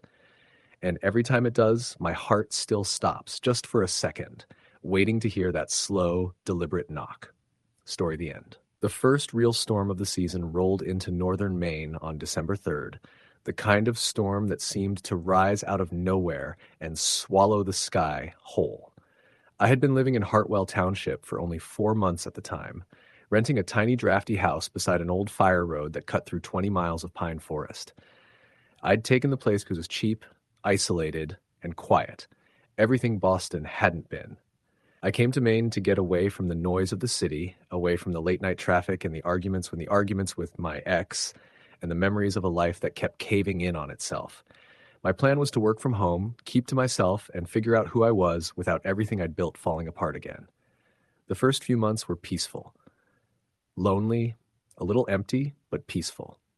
The storm changed that. I remember the moment I realized how bad it would be. Around mid-afternoon, the wind shifted, suddenly cold enough to sting skin, and the air got thick and heavy. Snow started falling fast, first tiny specks, then dense spirals that erased the road in less than an hour. By 5 o'clock, the radio was already calling it one of the worst early winter blizzards in decades. I wasn't particularly worried. I'd stocked up, the wood stove worked fine, and the house, despite groaning in every wind gust, was sturdy. What I didn't have was company, and I didn't mind. Isolation was the point. But by 8 that night, I started to hear things outside. The sounds came in between the gusts, faint and irregular. Not banging or tapping. Those sounds houses make in storms. But something else. Footsteps crunching in the snow. At first, I assumed it was a deer. They moved around the property often, and sometimes you could hear them trampling through the drifts. But this didn't sound like a deer. The steps were too slow, too deliberate. They stopped and started, sometimes close enough that I could hear them clearly from the living room. I turned off the TV and listened. Wind, snow, hissing against the windows. Silence. Then, crunch. One slow step. Crunch. Another. Right outside the house, I moved toward the window cautiously and peered outside. Everything was white, blowing sideways, thick, impossible to see more than 2 feet. The motion light above the porch flickered violently like the storm was trying to rip it from the wall. I saw nothing, but the steps continued. Crunch. Crunch. Soft, measured, circling. My heart thudded hard in my chest. I told myself it had to be an animal, something big enough to sound human. A moose, maybe. But even as I told myself that, something in the back of my mind whispered that I was wrong. Whatever it wasn't wandering. It moved too intelligently, too intentionally.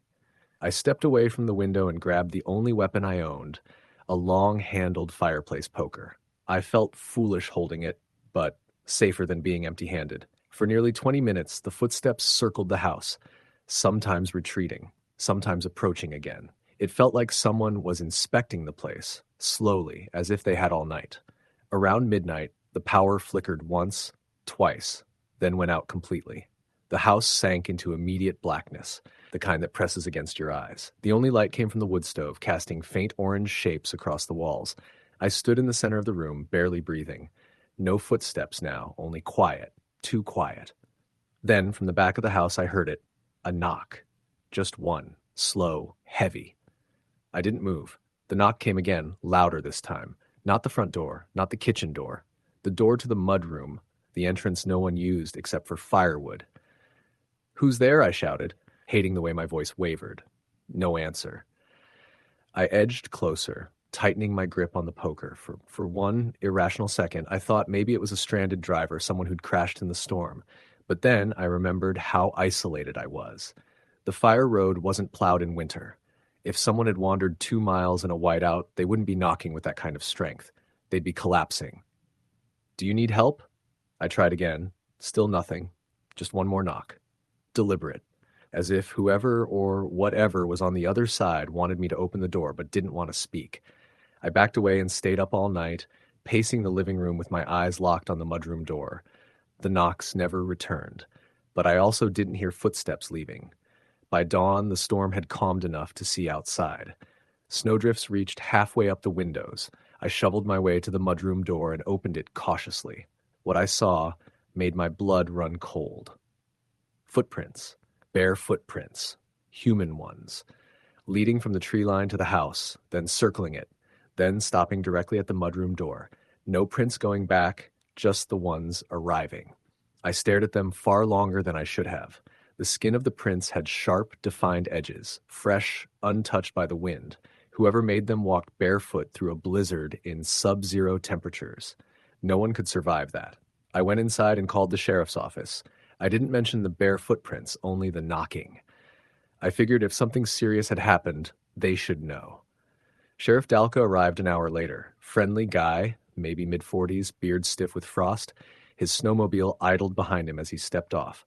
"You said someone was knocking?" he asked. "Yeah," I said, "around midnight." He nodded and checked around the house, scanning the yard. I watched his face closely, waiting for his expression to change when he saw the footprints. But he didn't even seem surprised. "They come and go," he said after a moment, brushing snow from his gloves. "What do you mean?" I asked. He hesitated. People sometimes get turned around in storms. See things, hear things. He met my eyes. "Winter does things to the mind, especially when you're out here alone." "I'm telling you," I said, "someone walked around my house last night." He gave a sympathetic half smile. If you see anything else strange, let me know." Then he left, but I saw the way he avoided looking at the footprints when he got back on his snowmobile. The sheriff knew something. That night, I went to bed early, more exhausted than I realized. The fear, the lack of sleep, it had worn down my nerves. I kept a flashlight beside the bed. The poker leaned against the wall. I fell asleep eventually and woke to the sound of someone whispering my name. At first, I thought it was part of a dream, but then I heard it again. Evan. The voice drifted through the dark, soft, and raspy, like it came from somewhere far away or very close. I sat up slowly. The voice whispered again, but this time it came from the window beside the bed. "Evan, let me in." My throat closed. The air turned to ice. I reached for the flashlight and flicked it on, aiming it at the window. Condensation coated the glass from the cold, but a shape stood on the other side. A face pressed to the window. Pale, hollow-eyed, lips slightly parted, just standing there in the snow, staring at me. I froze completely. The figure blinked slowly, too slowly, then pressed one hand against the glass. The fingers were long, almost abnormally so, leaving smears in the frost. "Let me in," it whispered again. I scrambled backward off the bed, heart slamming against my ribs. The flashlight beam shook violently in my hand, but stayed on the window. The face didn't move, didn't react, just watched me. I grabbed the poker and ran to the hallway, slamming the bedroom door shut behind me. I barricaded myself in the living room until dawn, shaking violently. Every few minutes, I heard footsteps outside, slow, pacing, circling. When the sun finally rose, I forced myself to check the window. The figure was gone, but the footprints remained, dozens of them, bare, patternless, as if the thing had walked in frantic circles around the house all night. That was the last straw. I packed within an hour, shoving everything into duffel bags, barely thinking. I didn't care about leaving furniture, food, dishes. I just needed to leave. As I loaded the last bag into the car, I noticed something in the snow that made me stop. More footprints. Fresh ones, leading from the tree line toward me, just one line. Not circling, not wandering. Coming directly toward the house. No breath left my lungs as I got into the car and slammed the doors. My fingers shook violently as I jammed the key into the ignition. The engine struggled against the cold, turning once, twice. Then, it started. I reversed so fast I nearly hit a pine tree. As I sped down the fire road, I kept glancing into the rearview mirror. Something moved in the woods, running alongside the car, pale, fast, keeping pace. I didn't stop, didn't slow down, didn't look again.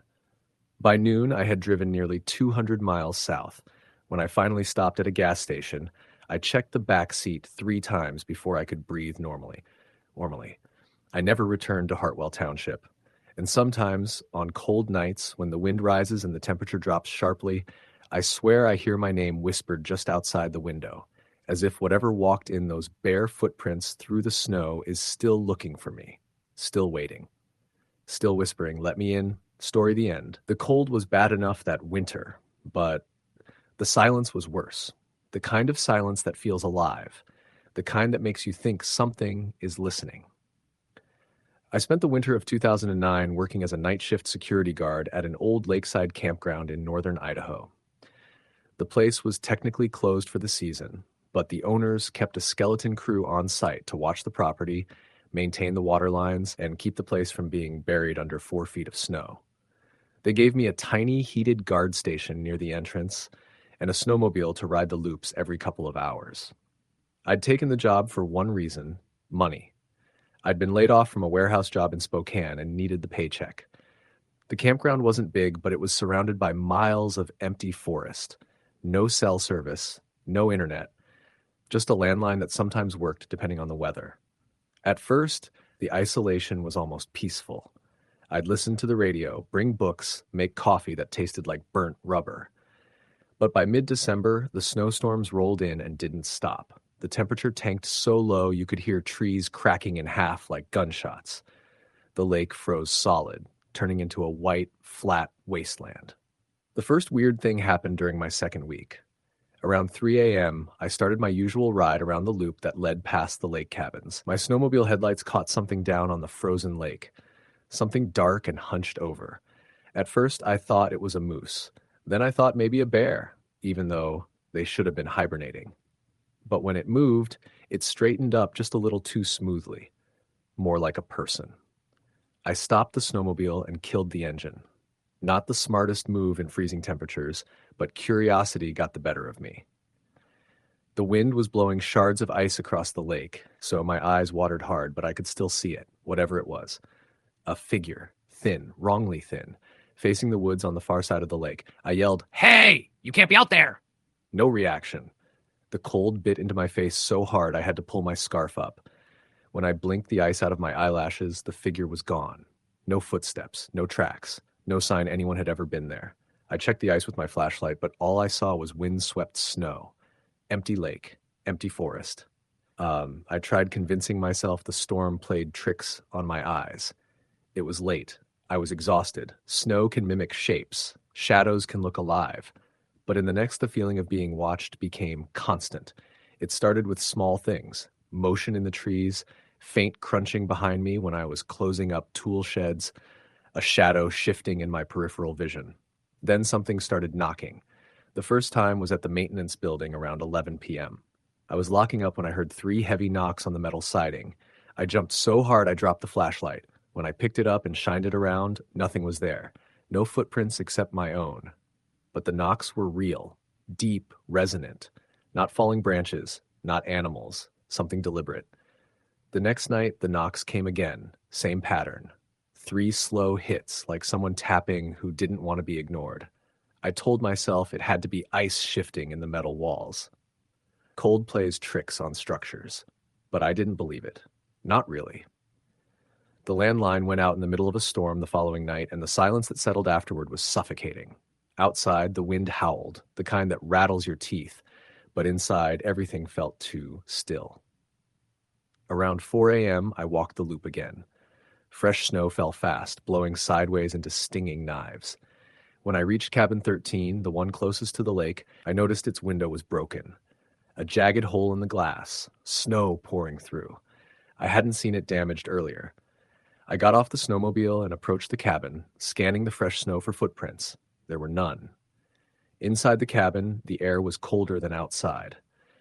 The broken window had a strange ring of frost around it, spreading outward in delicate branching patterns. At the center of the frost, drawn with a finger, were the words, "I see you." I backed out so fast I nearly tripped, slammed the cabin door shut, and rode back to the guard station with my heart beating in my throat. I locked the door, shut the blinds, and sat with the heater blasting on high. The storm got worse. The kind of storm where the world outside looks like a white blur, where sound feels swallowed. Around dawn, the wind finally eased up, and I felt brave enough to look outside. There were footprints in the snow near the guard station. Bare footprints. Tiny. Dozens of them. They circled the building, weaving in strange looping patterns, overlapping each other. Some pressed right against the siding as if someone had stood with their face mere inches from the window. I stood there staring at them, my bones freezing in a way heat couldn't fit, because the prints weren't filled in with snow. They were fresh, made in the last hour. I opened the guard station door slowly, gun drawn even though I'd never fired it outside a shooting range. I followed the prints for a few feet before they disappeared abruptly, ending in a patch of untouched snow. Nothing. No drag marks. No trail leading away. The radio in the guard station crackled behind me. I hadn't touched it. At first it was only static. Then something soft filtered through. A voice. A child's voice. Freezing. "Please. Help." The pleading whisper rolled through the static like breath on cold glass. I stood frozen, snow stinging my face, every instinct screaming to run. The voice came again, closer this time, clearer. "Behind you." I didn't want to turn. I felt the cold rising around me, sharp and precise, like fingers pressing into my spine. But I forced my head to move. Nothing was there, only swirling snow. But the footprints had changed. Now they led up behind me, stopping inches from where I stood. I scrambled into the guard station and locked everything. I grabbed my bag, packed whatever I could shove inside, and decided I was leaving. Storm or no storm, snowmobile or not. When I opened the door to start the machine, I saw something that made my stomach turn. The snowmobile was covered in frost. Not normal frost. Handprints. Small ones. Perfectly formed in a thick sheet of ice. Dozens of them. Clinging to the seat. The handlebars. The engine cover, like something had crawled all over it. The keys in my pocket felt suddenly heavy. I didn't care. I didn't think. I started running, not toward the campground road, not toward the lake, straight into the forest. It didn't matter that there was no trail, didn't matter that the snow was knee-deep. I ran until my lungs burned, until my eyelashes froze together, until the guard station was long gone behind the wall of trees. I don't know how long I ran before I saw headlights through the storm. A plow truck on a service road, scraping ice off a path I didn't know existed. The driver almost didn't stop. Later he said I looked like a ghost stumbling through the snow, face white, eyes red from the cold. He drove me all the way back to town without asking questions. When I returned in spring to collect my final paycheck, the campground owners said they'd found the snowmobile half buried in a drift with the engine cover ripped clean off, claw marks etched into the metal. They said the cabins had snow drifted against all the windows except cabin 13. Its interior walls had frost patterns shaped like handprints. The landline wires had been torn down. They blamed animals, weather, vandals. But I knew better. That winter, something moved across the frozen lake. Something thin. Something patient. Something that had watched me long before I noticed it. Something that left no tracks unless it wanted to. Something that whispered like a child and knocked like a person. Sometimes when the temperature drops low enough, I swear I still hear it. Soft tapping, 3 knocks. Slow, deliberate, always at the window. Story the end. The first real snow of the season came early that year, long before the weather reports predicted anything more than a dusting. By mid-December, northern Wyoming was buried under drifts taller than the roadside fences, and the wind carried a sharp, metallic cold that hurt to breathe. People in town joked that winter had a personal grudge. I believed it too, especially after what happened at my Aunt Marlene's ranch the week before Christmas. Her place sat 5 miles outside Sheridan, tucked between 2 stretches of forest that looked harmless in the summer but turned black and bottomless in winter. She'd lived there alone since my uncle died in 2009, and my mother had begged me to check on her because the storm had knocked out phone lines. I didn't feel great about driving out there in weather like that, but she was family. And I'd always liked Aunt Marlene, the tough, Montana-bred kind of woman who drank her coffee black and could rope a calf faster than men half her age. But when I pulled up that night, the ranch didn't look like the place I remembered. The barn lights were off. The windows were dark. No smoke came from the chimney. Fresh snow covered everything, even the steps leading to the front door. It made my stomach twist because it meant only one thing. She hadn't left the house in hours. I got out of the truck, boots sinking deep into untouched snow, and called her name. No answer. The wind swallowed the sound before it traveled 10 feet. I knocked on the front door, then pounded. When she still didn't answer, I found the spare key hidden under the owl-shaped rock she'd kept there for 30 years. The lock turned easily. But when I opened the door, a sharp smell hit me. Cold air mixed with something else. Something faint and coppery. Marlene, I called again. Still nothing. Inside, the house was freezing. The thermostat showed 42 degrees. Her blankets were still folded on the couch. A cup of tea sat on the coffee table, rimmed with ice. I checked the bedrooms, the bathroom, the laundry room. Empty. Then I saw the back door. It stood slightly open. Snow had blown in across the tile floor, melting and reforming patches of ice. My heart sank. She never left doors open. She yelled at me once for leaving it cracked during a thunderstorm in 2003. Something had forced it open, or she had gone through it in a hurry. Outside, the wind carved strange patterns across the drifts. The yard was mostly smooth, except near the chicken coop, where I saw deep impressions, footprints, but not shaped like shoes or boots. They were too long, too narrow, and the stride was uneven. They led into the woods. And worse, they were barefoot. Aunt Marlene would never walk barefoot into 20 below weather. Not unless something was horribly wrong. I followed the tracks only as far as the tree line. Beyond that, the forest swallowed everything, and the dark between the pines felt wrong. Too quiet, too watchful.